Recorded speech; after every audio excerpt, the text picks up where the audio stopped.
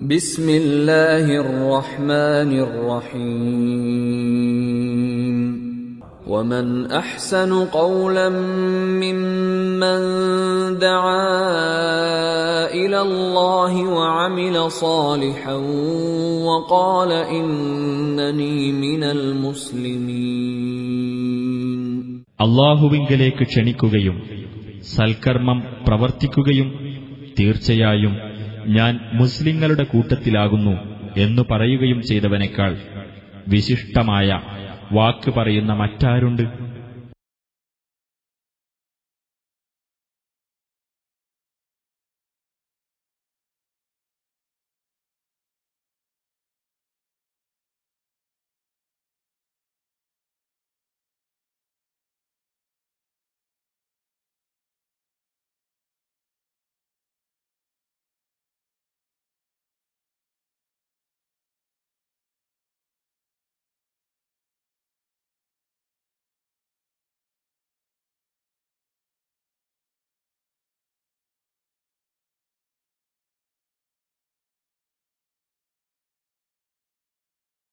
ബിസ്മില്ലാഹിർ റഹ്മാനിർ റഹീം. അൽഹംദുലില്ലാഹ് അല്ലദീ നഹ്മദുഹു വനസ്തഈനുഹു വനുഅ്മിനു ബിഹി വനതവക്കലു അലൈഹി വനഊദു ബില്ലാഹി മിൻ ശുറൂരി അൻഫുസിനാ വമിൻ സയ്യിആതി അഅ്മാലിനാ മൻ യഹ്ദിഹില്ലാഹു ഫലാ മുളില്ല ലഹു വമൻ യുദ്ലിൽഹു ഫലാ ഹാദിയ ലഹു. അഷ്ഹദു അൻ ലാ ഇലാഹ ഇല്ലല്ലാഹ് വഅഷ്ഹദു അന്ന മുഹമ്മദൻ അബ്ദുഹു വറസൂലുഹു അർസലഹു ബിൽ ഹുദാ വദീനിൽ ഹഖ് ലിയുദ്ഹിറഹു അലദ്ദീനി കുല്ലിഹി വലൗ കരിഹൽ മുശ്രികൂൻ. അല്ലാഹുമ്മ സല്ലി അലാ മുഹമ്മദിൻ വഅലാ ആലി മുഹമ്മദ് കമാ സല്ലൈത അലാ ഇബ്രാഹീമ വഅലാ ആലി ഇബ്രാഹീമ ഇന്നക ഹമീദും മജീദ്.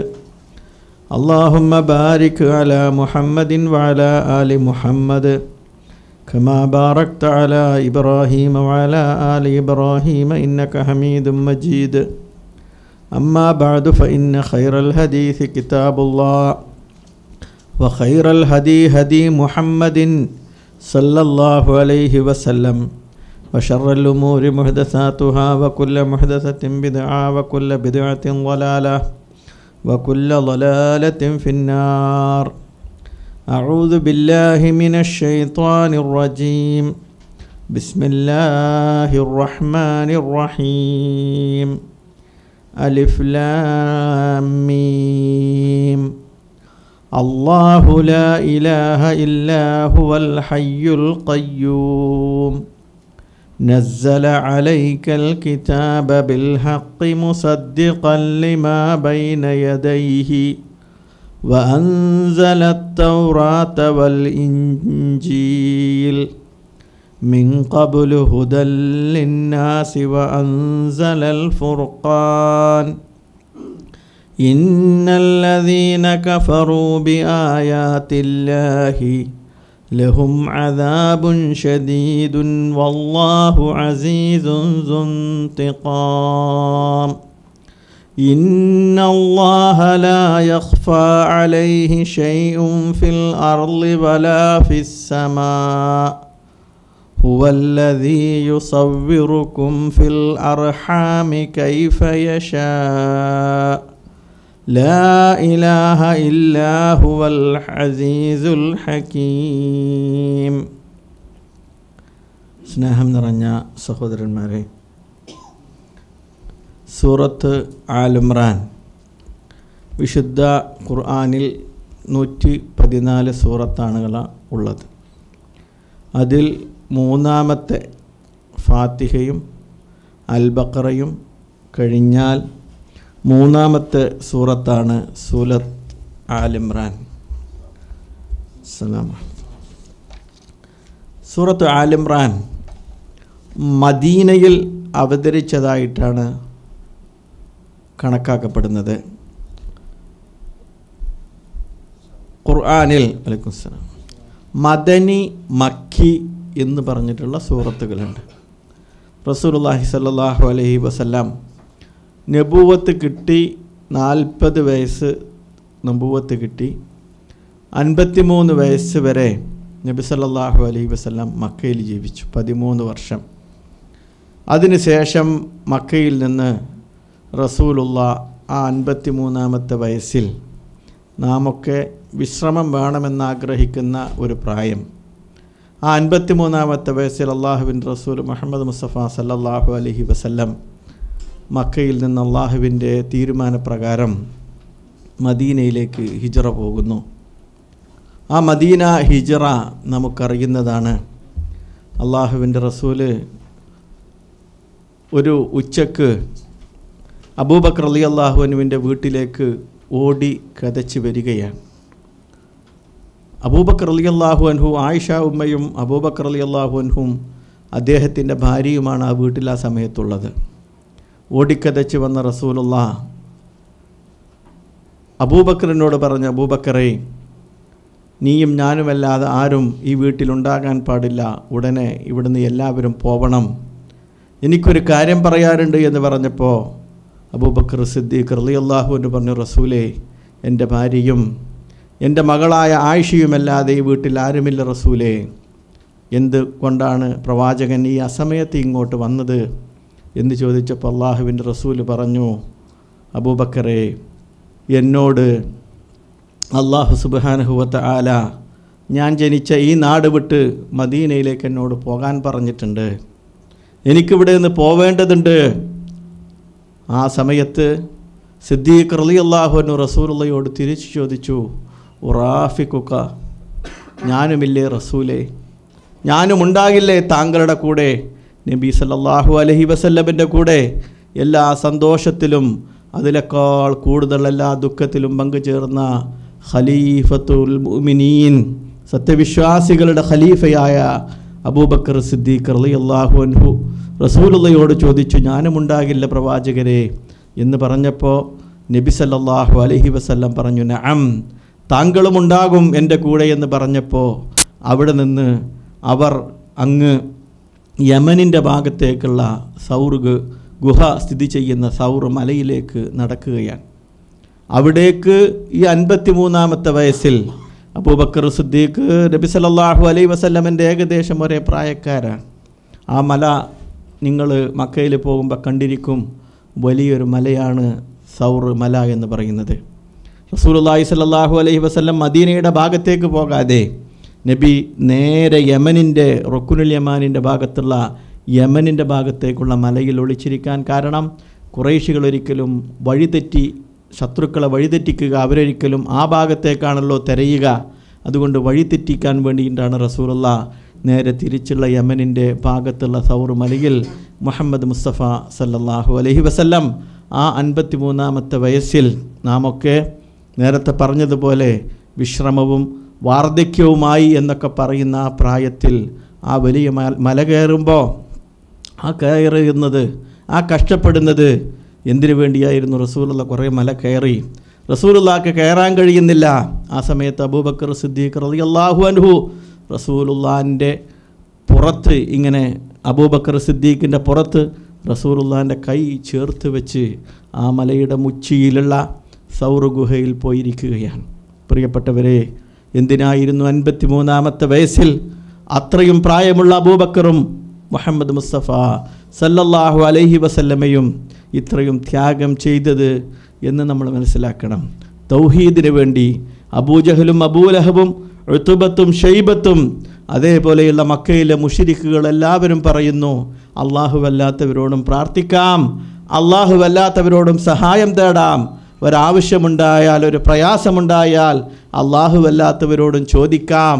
പക്ഷേ മുഹമ്മദ് ബിൻ അബ്ദില്ലാ റസൂലുള്ളാഹി സ്വല്ലല്ലാഹു അലൈഹി വസല്ലം, അബ്ദുൽ മുത്തലിബിൻ്റെ പേരക്കുട്ടി, അബ്ദുള്ളയുടെ മകൻ മുഹമ്മദ് മുസ്തഫ അഷ്റഫുൽ ഖൽഖ് സല്ലല്ലാഹു അലൈഹി വസല്ലമും അബൂബക്കറും ബിലാലും ഖബ്ബാബും ഒക്കെ പറയുന്നു, അള്ളാഹുവിനോട് മാത്രമേ പ്രാർത്ഥിക്കാവൂ, അവനല്ലാത്തൊരു ശക്തിയോടും പ്രയാസങ്ങളോ പ്രശ്നങ്ങളോ ഉണ്ടാകുമ്പോഴോ അല്ലാത്തപ്പോഴോ ആരോടും അദൃശ്യമായൊരു ശക്തിയോടും സഹായം ചോദിക്കാൻ പാടില്ല, പ്രാർത്ഥിക്കാൻ പാടില്ല. അവർ തമ്മിൽ സാമ്പത്തിക പ്രശ്നമായിരുന്നില്ല, കൗടംബികമായ പ്രശ്നമായിരുന്നില്ല, അധികാരത്തിൻ്റെ പ്രശ്നമായിരുന്നില്ല, വർണ്ണവിവേചനത്തിൻ്റെ പ്രശ്നമായിരുന്നില്ല. മുഹമ്മദ് നബിയും അബൂജഹലും അബൂലഹബും തമ്മിലുണ്ടായിരുന്നത്, മറിച്ച് അവർ തമ്മിലുണ്ടായിരുന്ന പ്രശ്നം അത് തൗഹീദിൻ്റെ പ്രശ്നമായിരുന്നു. ആ തൗഹീദിൻ്റെ പ്രശ്നം കൊണ്ടാണ് മുഹമ്മദ് മുസ്തഫ സല്ലല്ലാഹു അലൈഹി വസല്ലം മക്കയിൽ നിൽക്കാൻ കഴിയില്ല എന്ന് പറഞ്ഞപ്പോൾ ഇന്ന് തൗഹീദ് എല്ലാവർക്കും അവഗണനയാണ്. അള്ളാഹുവിൻ്റെ ദീന് എല്ലാവരും ഇന്ന് അവഗണിക്കപ്പെടുകയാണ്. മതസംഘടനകളും മുസ്ലിങ്ങളും അള്ളാഹു ആരെന്ന് മനസ്സിലാക്കാതെ എന്തിനായിരുന്നു മുഹമ്മദ് നബിയും അബൂലഹബും തമ്മിൽ പോരടിച്ചത്? എന്തിനായിരുന്നു നമ്രൂദും അതേപോലെ തന്നെ ഇബ്രാഹിം നബിയും തമ്മിൽ പോരടിച്ചത്? എന്തിനായിരുന്നു ഫറോവയും മൂസ നബിയും അലൈഹിസ്സലാത്തു വസ്സലാമും പോരടിച്ചത്? എന്തിനായിരുന്നു ഈസാ നബി അലൈഹിസ്സലാത്തു വസ്സലാമിനെ കുരിശിലേറ്റാൻ വേണ്ടി ജൂതന്മാർ ശ്രമിച്ചത്? എന്തിനായിരുന്നു അതേപോലെ തന്നെ സക്കരിയ നബിയെയും യഹ്യാ നബിയെയും ജൂതന്മാർ ക്രൂരമായി രക്തസാക്ഷികളാക്കിയത്, വധിച്ചത്? എന്തിനായിരുന്നു മക്കയിലെ ശക്തമായ പാറക്കെട്ടുകൾക്ക് മുകളിലൂടെ ബിലാൽ ഇബ്നു റവാഹ് റളിയല്ലാഹു അൻഹുവിനെ എന്തിനായിരുന്നു വലിച്ചു കൊണ്ടുപോയത്? എന്തിനായിരുന്നു സുമയ്യ റളിയല്ലാഹു അൻഹയെ രക്തസാക്ഷിയാകുമാറ്, ഇസ്ലാമിൻ്റെ ആദ്യത്തെ വനിതാ രക്തസാക്ഷിയാകുമാറ് ലൈംഗികാവയവത്തിലേക്ക് കുന്തം കയറ്റി കുത്തി രക്തസാക്ഷിയാക്കിയത്? എന്തിനായിരുന്നു? ആരും ഇന്ന് ആലോചിക്കുന്നില്ല. നമ്മളൊക്കെ എങ്ങനെയെങ്കിലും ഇസ്ലാം പ്രചരിപ്പിക്കണം. പാട്ടിലൂടെയാണെങ്കിൽ പാട്ടിലൂടെ, ടി വിയിലൂടെ ആണെങ്കിൽ ടി വിയിലൂടെ, എന്ത് ഹറാം ചെയ്താലും ദീന് പ്രചരിപ്പിക്കണം എന്ന് പറയുമ്പോൾ എന്താണ് നമ്മൾ പ്രചരിപ്പിക്കേണ്ടത്? ഞാൻ നേരത്തെ പറഞ്ഞതുപോലെ എന്തായിരുന്നു റസൂലുള്ളയും അബൂജഹലും തമ്മിലുള്ള പ്രശ്നം? എന്തായിരുന്നു മദീനയിലെ ക്രിസ്ത്യാനികളും ജൂതന്മാരും മുഹമ്മദ് മുസ്തഫ സല്ലല്ലാഹു അലൈഹി വസല്ലമയും തമ്മിലുള്ള പ്രശ്നം? സാമ്പത്തികമായിരുന്നോ? അധികാരത്തിൻ്റെ പ്രശ്നമായിരുന്നോ? കച്ചവടത്തിൻ്റെ താല്പര്യങ്ങളായിരുന്നോ? ഒന്നുമല്ലായിരുന്നു പ്രിയപ്പെട്ടവരെ. മറിച്ച് അള്ളാഹുവിനെ മാത്രം ആരാധിക്കണമെന്നായിരുന്നു. ആ ആരാധനയുടെ രൂപം ഇന്ന് നാട്ടിൽ നിന്ന് ഇല്ലാതായിക്കൊണ്ടിരിക്കുകയാണ്. അള്ളാഹുവിനെ മാത്രം ആരാധിക്കണമെന്ന് പറയുന്ന മുസ്ലിങ്ങൾ, അള്ളാഹുവിനെ മാത്രമേ ആരാധിക്കാവൂ എന്ന് പറയുന്ന മുസ്ലിങ്ങൾ, അവർക്കിന്ന് മടിയില്ല. ശബരിമലയിലേക്ക് പോകുന്ന ആളുകൾക്ക് അവിടെ ചെന്ന് സന്നിധാനത്തിൽ വെച്ച് വിളക്ക് കത്തിക്കാൻ അവർക്ക് മുസൽമാന് മടിയില്ല. ഗുരുവായൂർ ക്ഷേത്രത്തിലേക്ക് നേർച്ചക്ക് പോകുന്ന ആളുകളെ, അതേപോലെ തന്നെ ആരാധിക്കാൻ വേണ്ടി പോകുന്ന ആളുകളെ ആദരിക്കാനും സ്വീകരിക്കാനും അവർക്ക് വേണ്ടി ഒത്താശ ചെയ്തു കൊടുക്കാനും മുസ്ലിങ്ങൾക്ക് പ്രശ്നമില്ല. മുഹമ്മദ് മുസ്തഫ സല്ലല്ലാഹു അലൈഹി വസല്ലം മക്കയിൽ 13 കൊല്ലവും മദീനയിൽ 10 കൊല്ലവും ജീവിച്ചത് ക്രിസ്ത്യാനികളുടെയും ജൂതന്മാരുടെയും മുശ്രിക്കുകളുടെയും ഇടയിലായിരുന്നു. മുഹമ്മദ് മുസ്തഫ സല്ലല്ലാഹു അലൈഹി വസല്ലം അവരുടെ ഏതെങ്കിലും ഒരു ആചാരത്തിൽ പങ്കെടുത്തില്ല, ഏതെങ്കിലും ഒരു അനുഷ്ഠാനത്തിൽ സഹകരിച്ചില്ല. കാരണം പ്രാർത്ഥന, ആരാധന, നേർച്ചകൾ, വഴിപാടുകൾ, സഹായം തേട്ടം, അത് അഷ്റഫുൽ ഖൽഖ് മുഹമ്മദ് മുസ്തഫ സല്ലല്ലാഹു അലൈഹി വസല്ലമക്ക് വഹ്യ് കിട്ടി. അത് മലിക്കുൽ ജബ്ബാറായ അള്ളാഹുവിനോടാണ്. എല്ലാത്ത സൃഷ്ടികളോട് അതാരായിരുന്നാലും, മക്കത്തെ ലാത്തയായിരുന്നാലും കേരളത്തിലെ അയ്യപ്പരായിരുന്നാലും അവരോട് ആരോടും ചോദിക്കാൻ പാടില്ല പാടില്ല പാടില്ല എന്ന് ഈ 23 വർഷം അള്ളാഹുവിൻ്റെ റസൂൽ അങ്ങാടിയിൽ വെച്ച് പറഞ്ഞു, അള്ളാഹുവിൻ്റെ റസൂൽ വീട്ടിൽ വെച്ച് പറഞ്ഞു, അള്ളാഹുവിൻ്റെ റസൂൽ പള്ളികളുടെ മിമ്പറുകളിൽ വെച്ച് പറഞ്ഞു, അള്ളാഹുവിൻ്റെ റസൂൽ മുത്ത് മുഹമ്മദ് മുസ്തഫ സല്ലല്ലാഹു അലൈഹി വസല്ലം നാവിൽ നിന്ന് വീഴുന്നതൊക്കെ ഇലാ ഇലാഹ ഇല്ലല്ലാഹ്. അതുകൊണ്ട് പ്രിയപ്പെട്ടവരെ, ഈ റസൂലുള്ളയുടെ ഈ 13 വർഷത്തെ മക്കയിലുള്ള ജീവിതം പീഡനത്തിൻ്റെ, പ്രയാസത്തിൻ്റെ കാലമായിരുന്നു റസൂലുള്ളക്ക്. എന്നിട്ടും മുഹമ്മദ് മുസ്തഫ സല്ലല്ലാഹു അലൈഹി വസല്ലം അതെല്ലാം സഹിച്ചു. സഹാബത്ത് വന്ന് ചോദിച്ചു, മത്താ നസ്റുല്ലാഹ്? റസൂലുള്ള കഅബയുടെ താഴെ അള്ളാഹുവിനോട് പ്രാർത്ഥിച്ചു കൊണ്ടിരിക്കുമ്പോൾ കഷ്ടപ്പെടുന്ന സഹാബത്ത് റസൂലുള്ളാഹിൻ്റെ കൂടെ കൂടിയത് ദരിദ്രന്മാരായിരുന്നു, പാവപ്പെട്ടവരായിരുന്നു, വിവരമില്ല എന്ന് സമൂഹത്തിൽ അറിയപ്പെടുന്ന ആളുകളായിരുന്നു. വിവരമുള്ള വലീദ് ബിൻ മുഗീറ എന്ന് പറയുന്ന പ്രഗത്ഭന്മാരായ പണ്ഡിതന്മാരും ഉമയ്യത്ത് ബിൻ അബിസ്സൽത്തിനെ പോലെയുള്ള ശക്തന്മാരായ കവികളും അബൂജഹലിനെയും അബൂലഹബിനെ പോലെയുള്ള ധനാഢ്യരും ഭരണാധിപന്മാരുമായ മക്കയിലെ നേതാക്കന്മാരുമൊക്കെ അപ്പുറത്ത് അണിനിരന്നപ്പോൾ ഇപ്പുറത്ത് ഒരു മുഹമ്മദ് മുസ്തഫ സല്ലല്ലാഹു അലൈഹി വസല്ലം, അദ്ദേഹത്തിൻ്റെ കൂടെ ബിലാലിനെ പോലെയുള്ള സാധാരണക്കാർ, ഖബ്ബാബ് റളിയല്ലാഹു അൻഹുവിനെ പോലെയുള്ള തൊഴിലാളികൾ ഇപ്പുറത്ത് അണിനിരന്നവർ അവരായിരുന്നു. കാരണം സാധാരണക്കാർക്ക് താല്പര്യങ്ങളില്ല. അതുകൊണ്ടാണ് എപ്പോഴും പ്രവാചകന്മാരെ സഹായിക്കാൻ വന്നത്. അന്നാട്ടിലെ അധികാരികളോ അന്നാട്ടിലെ പ്രഗത്ഭന്മാരോ ഒന്നുമായിരുന്നില്ല. മറിച്ച് വളരെ സാധാരണക്കാരായിരുന്നു. അള്ളാഹുവിൻ്റെ റസൂൽ മുഹമ്മദ് മുസ്തഫ സല്ലല്ലാഹു അലൈഹി വസല്ലം ഇഖ്റ തുടങ്ങി ഈ 13 വർഷം ആയത്തുകൾ ഇറങ്ങിയത്. ആ ആയത്തുകൾ എല്ലാവരും ക്രോഡീകരിച്ചു. ആ സൂറത്തിന് മക്കിയായ സൂറത്ത്, മക്കയിൽ അവതരിച്ച സൂറത്ത് എന്ന് പേര് പറഞ്ഞു. അതിനുശേഷം നബി സല്ലല്ലാഹു അലൈഹി വസല്ലം മക്കയിൽ നിന്ന് ഹിജ്റ പോയി. 53-ാമത്തെ വയസ്സിൽ ഹിജ്റ പോയി. 63 വയസ്സ് വരെ അഷ്റഫുൽ ഖൽഖ് മുഹമ്മദ് മുസ്തഫ സല്ലല്ലാഹു അലൈഹി വസല്ലം 10 വർഷക്കാലം മദീനയിൽ താമസിച്ചു. ആ മദീന കാലഘട്ടത്തിൽ ഇറങ്ങിയ സൂറത്തുകൾ, അതിനാണ് മദനിയായ സൂറത്ത്.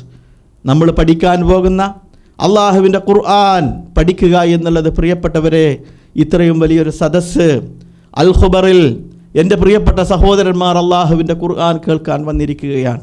അള്ളാഹു നമ്മെ അനുഗ്രഹിക്കുമാറാവട്ടെ. പല വിനോദങ്ങളും കായികമായും അതേപോലെ തന്നെ മനസ്സിന് ആസ്വാദനമേൽക്കുന്ന പല വിനോദങ്ങളിലേക്കും ചെറുപ്പക്കാർ പോകുമ്പോൾ എൻ്റെ മുന്നിലിരിക്കുന്നത് പല ചെറുപ്പക്കാരെന്ന് കാണുമ്പോൾ അള്ളാഹുവേ അവർക്ക് നീ ഹിദായത്ത് പ്രദാനം ചെയ്യണേ, അള്ളാഹുവേ ഞങ്ങളെ ഹിദായത്തിൽ നീ നിലനിർത്തണേ എന്ന് പ്രാർത്ഥിക്കുകയാണ്. പ്രിയപ്പെട്ട സഹോദരന്മാരെ, ഇതൊരു തുടക്കമാകരുത്. ഈ 200 ആയത്തുകളുണ്ട് ഈ സൂറത്തിൽ.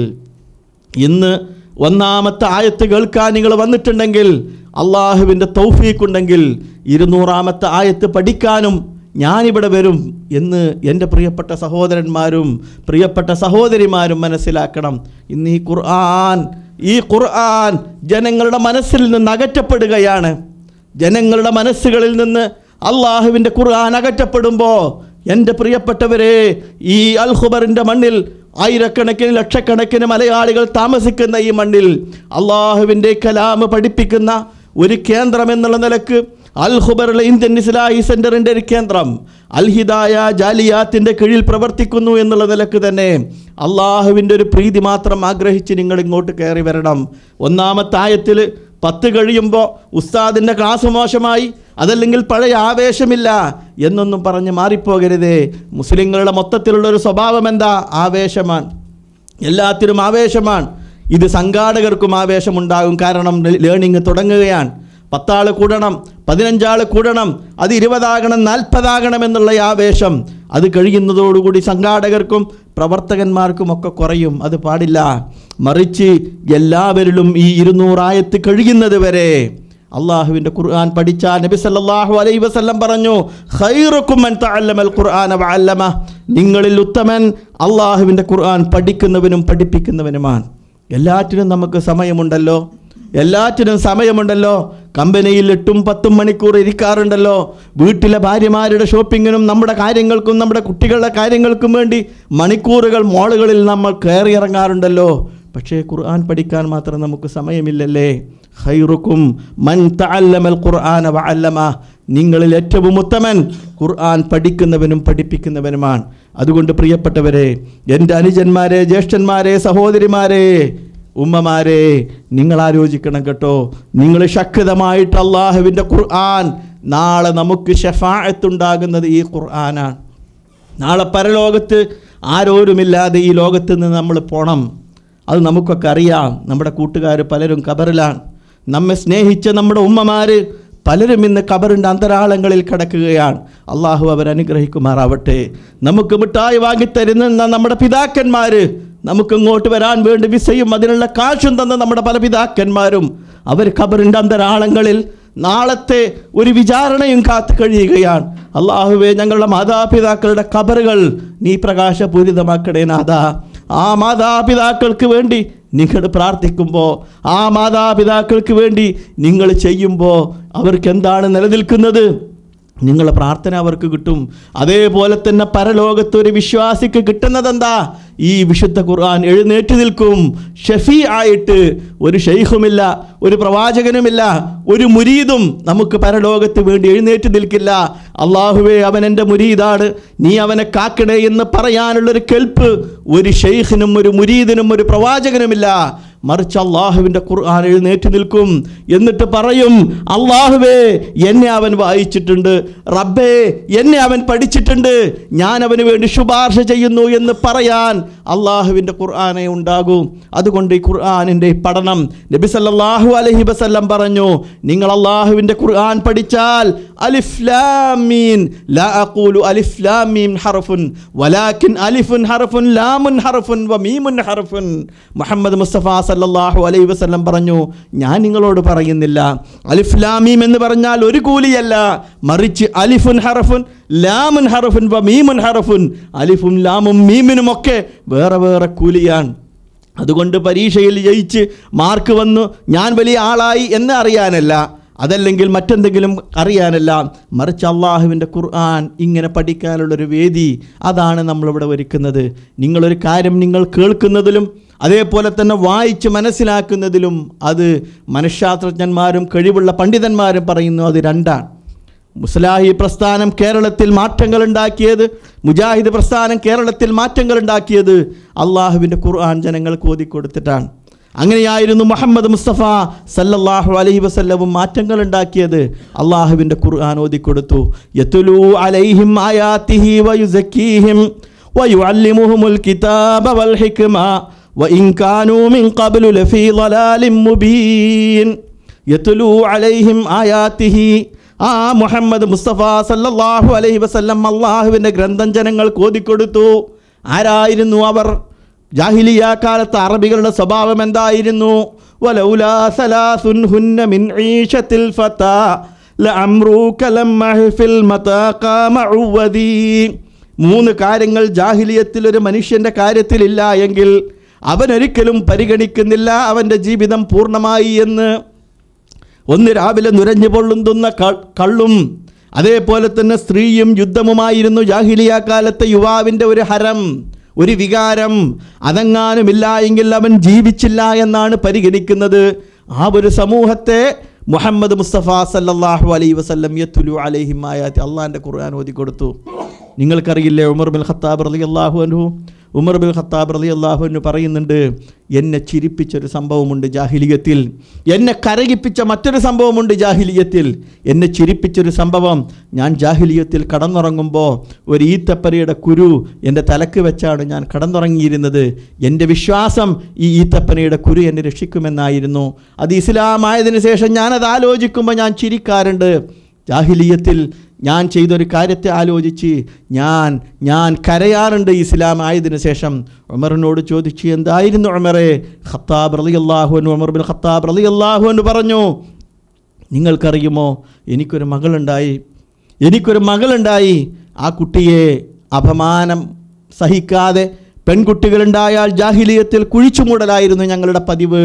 ആ കുട്ടിയെ കുഴിച്ചുമൂടാൻ വേണ്ടി ഒരു കയ്യിൽ മൺവെട്ടിയും ഒരു കയ്യിൽ കുട്ടിയുമായി ഞാൻ ഒരു കുഴി കുഴിക്കാൻ നീങ്ങി. ഈ പിഞ്ചോമനെ കുഞ്ഞിനെ കുഴിയിലേക്ക് എടുത്തു വെക്കാൻ വേണ്ടി മൺവെട്ടി കൊണ്ട് കുഴി മാന്തിക്കൊണ്ടിരിക്കുമ്പോൾ എൻ്റെ താടിയിലേക്ക് അതിൽ നിന്ന് മണ്ണ് വീണപ്പോൾ ആ കുട്ടി എൻ്റെ താടിയിൽ നിന്ന് ആ മണ്ണ് തട്ടിക്കളഞ്ഞു. ആ പിഞ്ചോമന കുഞ്ഞ് ആ ചെറിയ കൈകൾ കൊണ്ട് എൻ്റെ താടിയിൽ നിന്ന് ആ മണ്ണ് തട്ടിക്കളഞ്ഞു. അതാലോചിക്കുമ്പോൾ, എന്നിട്ടും ഞാനതൊന്നും പരിഗണിക്കാതെ ജാഹിലിയത്തിൻ്റെ വളരെ മോശപ്പെട്ട മനസ്സുള്ള ഞാൻ ആ കുട്ടിയെ ആ ഖബറിൽ തന്നെ, ആ കുഴിയിൽ തന്നെ ഞാൻ കുഴിച്ചിട്ടിട്ട് തിരിച്ചു പോന്നു എൻ്റെ മാന്യത കാക്കാൻ. ഇങ്ങനത്തെ ഉമർ ബിൻ ഖത്താബ് റളിയല്ലാഹു അൻഹുവിന് അള്ളാഹുവിൻ്റെ റസൂൽ യത്ലു അലൈഹിം ആയാതിഹി വയുസക്കീഹിം, അള്ളാഹുവിൻ്റെ ഖുർആൻ ഓതിക്കൊടുത്തു. ഉമർ ബിൻ ഖത്താബ് മുസ്ലിമായി, ഇസ്ലാമിൻ്റെ ഖലീഫയായി, 2ാമത്തെ ഖലീഫയായി ഉമർ ബിൻ ഖത്താബ് റളിയല്ലാഹുവിൻ്റെ അടുത്തൊരു സഹോദരി വന്നു. മുമ്പ് കാലത്ത് ജാഹിലിയത്തിൽ സ്വന്തം രക്തത്തിൽ പറന്ന കുഞ്ഞിനെ കുഴിച്ചിട്ട, അതിൽ ഇസ്ലാമിൽ ദുഃഖിക്കുന്ന ഉമർ ബിൻ ഖത്താബിൻ്റെ അടുത്ത് ഒരു സഹോദരി വന്നിട്ട് പറഞ്ഞു, യാ ഉമർ അൽ ഖൈറ വഖ്സൂ ബുനയ്യാതി വ ഉമ്മാഹുന്ന, ഉമറെ നന്മ ചെയ്യ്, ഈ പാവപ്പെട്ട ഉമ്മയെയും ആ ഉമ്മയെയും അവരുടെ മക്കളെയും നീ ഭക്ഷിപ്പിക്ക് എന്ന് പറഞ്ഞപ്പോൾ ഉമർ തിരിച്ചു ചോദിച്ചു, വൈദാലം അഫ്അൽ മാദാ തഫ്അലി, ഞാനിത് ചെയ്തില്ല എങ്കിൽ പെണ്ണെ നീ എന്ത് ചെയ്യും? ഞാൻ നിന്നെയും നിൻ്റെ മക്കളെയും സംരക്ഷിച്ചില്ല എങ്കിൽ നീ എന്ത് ചെയ്യുമെന്ന് പറഞ്ഞപ്പോൾ ആ സഹോദരി പറഞ്ഞു, ഞാൻ എന്ത് ചെയ്യാനാ, ഇസ്ലാമിൻ്റെ ഖലീഫ ഉമർ ബിൻ ഖത്താബിന് എനിക്കെന്ത് ചെയ്യാൻ കഴിയും? അതുകൊണ്ട് ഞാനൊന്നും ചെയ്യില്ല. പക്ഷേ നാളെ പരലോകത്ത് അള്ളാഹുവിൻ്റെ കോടതിയിൽ ഉമറേ ഞാൻ പരാതി പറയുമെന്ന് പറഞ്ഞ ഫബക്ക ഉമർ. ഇസ്ലാമായ ഉമർ ബിൻ ഖത്താബ് റളിയല്ലാഹു അൻഹു കരഞ്ഞു. ആ സഹോദരിയുടെ വർത്തമാനം കേട്ടിട്ട്. ജാഹിലിയത്തിലാണെങ്കിൽ ആ പെണ്ണിൻ്റെ മുടിക്കുറ്റി പിടിച്ച് കൊല്ലുമായിരുന്ന ഉമർ യത്ലു അലൈഹിം ആയാതിഹി വയുസക്കീഹിം. അള്ളാഹുവിൻ്റെ ഖുർആൻ മാറ്റമുണ്ടാക്കി. ഇന്നലെ മുസ്ലിങ്ങൾ പലരും ഖുർആൻ ഓതുന്നു, പക്ഷേ മനസ്സിൽ മാറ്റമുണ്ടാകുന്നില്ല. അതുകൊണ്ടാണ് ഖുർആനിൻ്റെ പഠനം, ഖുർആനിൻ്റെ ഓത്ത്, ഖുർആനിൻ്റെ പഠനം കൃത്യമായിട്ട് നടക്കേണ്ടതുണ്ട്. അത് ശരിയായ സോഴ്സുകളിൽ നിന്ന്, ശരിയായ പണ്ഡിതന്മാരിൽ നിന്ന് മുസ്ലിങ്ങൾ പഠിക്കേണ്ടതുണ്ട്. അതിനു വേണ്ടിയിട്ടാണ് കേരള നദവത്തുൽ മുജാഹിദീൻ ഈ രൂപത്തിലുള്ളൊരു പരിഭാഷ 1950 വളരെ മുമ്പ് തന്നെ തുടങ്ങിയതും 1980കളുടെ കാലഘട്ടത്തിൽ എഴുതി നിർത്തിയതും. മഹാനായ അമാനി മൗലവിയും മൂസ മൗലവിയും അതേപോലെ തന്നെ KP മുഹമ്മദ് മൗലവി റഹ്മത്തുള്ളാഹി അലൈഹി പരിശോധിച്ച ഈ പരിഭാഷ ഇൻഷാ അല്ലാഹ് അതിൻ്റെ കൃത്യമായിട്ടുള്ള സിലബസ് അടുത്ത ആഴ്ചകൾക്കുള്ളിൽ തന്നെ നിങ്ങളുടെ അടുത്ത് വരും. എനിക്ക് വീണ്ടും വീണ്ടും നിങ്ങളോട് പറയാനുള്ളത്, ഒരു മഹാന്മാരായ പണ്ഡിതന്മാരുടെ പരിശ്രമം അത് മലയാളത്തിലേക്ക് പരിഭാഷപ്പെടുത്തുകയും മഹാന്മാരായ മുഫസ്സിറുകളുടെ ഇബ്നു കസീറിനെ പോലെയുള്ള, ഇബ്നു ജരീർ തബരിയെ പോലെയുള്ള തഫ്സീറുകൾ വെച്ച് ഈ വിശുദ്ധ ഖുർആൻ മലയാളത്തിലേക്ക് ഒരു മതസംഘടനയും കുറ്റം പറയാത്ത രൂപത്തിൽ ഇന്നും പ്രസിദ്ധീകരിച്ചു കൊണ്ടിരിക്കുകയാണ്. അള്ളാഹു ആ മഹാന്മാരെ അനുഗ്രഹിക്കുമാറാവട്ടെ. അവരുടെ പരിശ്രമം, അമാനി മൗലി റഹ്മത്തുള്ളാഹി അലൈഹി ഇതെഴുതുന്ന കാലത്ത് ഇതേപോലെ വെളിച്ചവും ശക്തമായ അദ്ദേഹത്തിൻ്റെ വാണിയമ്പലത്തെ വീട്ടിൽ ഇതേപോലെ കറണ്ടോ സൗകര്യങ്ങളുമോ ഇല്ലാതിരുന്നൊരു കാലഘട്ടത്തിൽ വെറും മണ്ണെണ്ണ വെളിച്ചത്തിലുള്ള വിളക്കിൻ്റെ ആ വെളിച്ചത്തിലാണ് അദ്ദേഹം നിരവധി ഗ്രന്ഥങ്ങൾ പരതി അദ്ദേഹം ഇത് ചെയ്യുന്നത്. അദ്ദേഹം ഇത് പരിശോധിക്കാൻ വേണ്ടി പലപ്പോഴും വളവന്നൂരിലുള്ള KP മുഹമ്മദ് മൗലവിയുടെ വീട്ടിലേക്ക് പോകും. വണ്ടൂരിൽ നിന്ന് വളവന്നൂരിലേക്ക് പോകാനുള്ള അക്കാലത്തുള്ള പ്രയാസം നിങ്ങൾക്കറിയാം. മൗലവിയോട് ചോദിക്കും, എങ്ങോട്ടാണ് മൗലവി പോകുന്നത് എന്ന് ചോദിക്കുമ്പോൾ മൗലവി അദ്ദേഹം പറയുമായിരുന്നുവത്രേ, ഞാൻ വെറുതെ വളവന്നൂരിലേക്ക് പോവുകയാണ്. ഒരിക്കലും ഞാൻ ഖുർആൻ പരിഭാഷ എഴുതുന്നുണ്ട്, ഞാൻ എഴുതിയതിനു ശേഷം അത് ആയിരങ്ങൾ വായിക്കുമെന്നുള്ള അഹങ്കാരം മനസ്സിൽ വരരുത് എന്നുള്ള നിലക്ക്, ലോകമാന്യത ഒരിക്കലും വരരുത് എന്നുള്ള നിലക്ക് ഇന്ന് പണ്ഡിതന്മാർ കേട്ടിട്ടില്ലേ, എൻ്റെ പ്രസംഗം കേട്ടിട്ട് എൻ്റെ സദസ്സിൽ 1000ങ്ങളും 10,000ങ്ങളും പങ്കെടുത്തു എന്ന് അഹങ്കാരം പറയുന്ന, ലോകമാന്യത കാണിക്കുന്ന മനുഷ്യന്മാരിൽ നിന്ന് ഭിന്നനായിരുന്നു മഹാനായ അമാനി മൗലവി റഹ്മത്തുള്ളാഹി അലൈഹി. അള്ളാഹു അദ്ദേഹത്തെ അനുഗ്രഹിക്കുമാറാവട്ടെ. അതിനുശേഷം ആരോടും പറയാതെ ഇതേപോലെ കഷ്ടപ്പാടുകളും വിഷമതകളും സഹിച്ച് മുസ്ലിം സമൂഹത്തിന് പഠിക്കാനുള്ളൊരു ഗ്രന്ഥം അദ്ദേഹത്തിൻ്റെ പരിശ്രമത്തിൽ, അതേപോലെ തന്നെ നദവത്തുൽ മുജാഹിദീൻ്റെ മറ്റുള്ള പണ്ഡിതന്മാരുടെ പരിശ്രമത്തിൽ നമുക്ക് മുമ്പിൽ വന്നിരിക്കുകയാണ്. അതുകൊണ്ട് പ്രിയപ്പെട്ടവരെ, നമുക്കെല്ലാ സജ്ജീകരണങ്ങളുമുണ്ട്, നാം അതിന് തയ്യാറാവുക. ഇത്രയും സഹോദരന്മാർ, നിങ്ങളുടെ കൂട്ടുകാർ, എൻ്റെ സഹോദരൻ, എനിക്ക് ചെയ്യാൻ കഴിയുന്ന ഏറ്റവും വലിയ നന്മ ജോലി വാങ്ങിക്കൊടുക്കലല്ല, മറ്റെന്തെങ്കിലും ചെയ്യലല്ല. അതൊക്കെ ഭൗതികമായ നന്മകളാണ് നമ്മൾ ചെയ്യണം. പക്ഷേ എൻ്റെ സഹോദരന്, എൻ്റെ സഹോദരിക്ക് എനിക്ക് ചെയ്യാൻ കഴിയുന്ന ഏറ്റവും വലിയ നന്മ മൻദല്ല അലാ ഖൈരിൻ കഫാഇലിഹി, ആരെങ്കിലും നന്മയെ അറിയിച്ചാൽ അത് ചെയ്തവനെ പോലെയാണ്. നിങ്ങളെ ഇങ്ങോട്ട് കൊണ്ടുവരാൻ ഏതെങ്കിലും ഒരു സഹോദരൻ പറഞ്ഞിരിക്കും. അതേപോലെ നിങ്ങളും മറ്റുള്ളവരോട് പറഞ്ഞ് അള്ളാഹുവിൻ്റെ ഖുർആൻ പഠിക്കാനുള്ള ഈ പരിശ്രമത്തിൽ വീണ്ടും വീണ്ടും പറഞ്ഞതുപോലെ ഈ ഒന്നാമത്തെ ആയത്തിൽ കേൾക്കാൻ നിങ്ങളുണ്ടായി. അള്ളാഹു നമുക്ക് ഇനിയും ഇത് തുടരാൻ അള്ളാഹു തൗഫീക്ക് ചെയ്യുമാറാവട്ടെ. എന്ത് തിരക്കുകൾ ഒഴിഞ്ഞ് ദീൻ പഠിക്കാൻ കഴിയില്ല. എന്ത് തിരക്കുണ്ടായാലും വ്യാഴാഴ്ച 9 മണി മുതൽ 10 മണി വരെ അത് എനിക്ക് ഖുർആൻ പഠിക്കാനുള്ളതാണ്. അത് ഞാൻ ഖുർആൻ പഠിക്കാനുള്ളതാണ്. സൂറത്തുൽ ആൽ ഇംറാനെ വിശദീകരിക്കുന്നുണ്ട് ഇന്ന വേദിയിൽ, അവിടെ പോയി ഞാനത് പഠിക്കും എന്നുള്ള മനസ്സുറപ്പ്, ആ ഒരു ശക്തമായ തീരുമാനം നമ്മുടെ മനസ്സുകളിൽ നിന്ന് വേണം. അതുകൊണ്ട് പ്രിയപ്പെട്ടവരെ, ഈ കാര്യം വളരെ ഗൗരവത്തിലെടുക്കണമെന്ന് ഞാൻ വീണ്ടും വീണ്ടും ഉണർത്താൻ കാരണം, ഖുർആൻ പഠനത്തിൽ നിന്ന് എല്ലാവരും അകന്നു പോയിരിക്കുന്നു. അതുകൊണ്ട് ഇവിടെ നിന്ന് വന്നാൽ ചിലപ്പോൾ ചെറുത് കിട്ടും, ചിലപ്പോൾ വലുത് കിട്ടും. എന്നിരുന്നാലും അള്ളാഹുവിൻ്റെ നന്മ കേൾക്കുന്ന ഒരു സദസ്സ് എന്നുള്ള നിലക്ക് വേറെ താല്പര്യങ്ങളൊന്നും ഇവിടെയില്ല. ഇവിടെ 4 ആൾ വന്നാലും 5 ആൾ വന്നാലും 20 ആൾ വന്നാലും 30 ആൾ വന്നാലും ഈ പഠനം തുടരും. അള്ളാഹു നമ്മെ അനുഗ്രഹിക്കുമാറാവട്ടെ. നിങ്ങൾക്ക് പഠിക്കാനുള്ള താല്പര്യം മാത്രമായിരിക്കണം നമുക്കിതിലുണ്ടാകേണ്ടത്. അതുകൊണ്ട് സൂറത്തു ആൽ ഇംറാൻ, ഖുർആനിലെ 3-ാമത്തെ സൂറത്ത്, ഇമ്രാൻ എന്ന് പേരുകാരൻ, ആല് എന്ന് പറഞ്ഞാൽ കുടുംബം എന്നാണ്. ഇമ്രാൻ കുടുംബം എന്ന് പേര് പറയാൻ കാരണം ഈ സൂറത്തിൽ ഇമ്രാൻ കുടുംബത്തെ സംബന്ധിച്ച് പറയുന്നുണ്ട്. ഖുർആനിൽ ഒരായത്ത് അതല്ലെങ്കിൽ ഒരു വാക്ക് ആ പേരിൽ കുറിച്ചുണ്ടാവും. അതിനനുസരിച്ചാണ് എന്താ പറയുക, ഖുർആൻ്റെ ഓരോ സൂറത്തിനും എന്താകുന്നത്, പേരിടുന്നത്. അള്ളാഹുവിൻ്റെ ഈ ഗ്രന്ഥത്തിൽ സൂറത്ത് ആൽ ഇമ്രാൻ കുടുംബത്തെ സംബന്ധിച്ചുള്ള ഒരു ചരിത്രം ഇതിൽ പറയുന്നുണ്ട്. അതേപോലെ തന്നെ ഞാൻ നേരത്തെ പറഞ്ഞതുപോലെ മദീനയിലാണ് ഈ സൂറത്ത് അവതരിച്ചത്. ഇതിൽ 80ഓളം ആയത്തുകൾ, ചില പണ്ഡിതന്മാർ പറയുന്നു 83 ആയത്തുകൾ, അത് നജ്റാനിൽ നിന്നൊരു സംഘം ഹിജ്റ 9ാമത്തെ വർഷം നബി സല്ലല്ലാഹു അലൈഹി വസല്ലമയുടെ അടുത്ത് വന്നു. ഹിജ്റ 9ാമത്തെ വർഷം എന്ന് പറഞ്ഞാൽ മക്കയിൽ നിന്ന് ഹിജ്റ പോയി അല്ലേ, അന്ന് മുതലാണ് ഹിജ്റ വർഷം എണ്ണുന്നത്. അങ്ങനെ 9ാമത്തെ വർഷം നജ്റാൻ എന്ന് പറഞ്ഞാൽ നമുക്കറിയുന്ന സ്ഥലമാണ്. അന്നൊക്കെ ഈ പ്രദേശത്തൊക്കെ അധികം ഉണ്ടായിരുന്നത് ക്രിസ്ത്യാനികളാണ്. ഇപ്പോൾ ഒരിക്കൽ അൽഹസയിൽ ഇങ്ങനെ പോയപ്പോൾ അവിടുത്തെ ടൂറിസം വകുപ്പുമായിട്ട് ബന്ധപ്പെട്ടപ്പോൾ അവിടുത്തെ ടൂറിസം വകുപ്പിൻ്റെ ഗൈഡ് നമുക്ക് പറഞ്ഞു തന്നു, അൽഹസ മുമ്പ് ക്രിസ്ത്യാനികളായിരുന്നു, ഈ പ്രദേശത്തക്കാരായിരുന്നു, ക്രിസ്ത്യാനികളായിരുന്നു. അങ്ങനെ ഈ അൽഹസയിൽ നിന്ന് മക്കയിലിങ്ങനെ ഒരു പ്രവാചകൻ വന്നിട്ടുണ്ട് എന്നറിഞ്ഞപ്പോൾ അതറിയുന്നത് അൽഹസക്കാരറിയുന്നത് ഖത്തീഫിൽ നിന്നാണ്. ഇന്ന് ഖത്തീഫിൽ ഷിയാക്കളാണ്. അന്ന് ആ സമയത്തൊക്കെ ഓരോ സമൂഹം മാറുമ്പോൾ എന്താവും, ഓരോ മാറ്റങ്ങളുണ്ടാവും. അങ്ങനെ ഖത്തീഫിൽ ഒരാൾ റസൂലുള്ളാഹി മക്കയിൽ പോയി കാണുകയും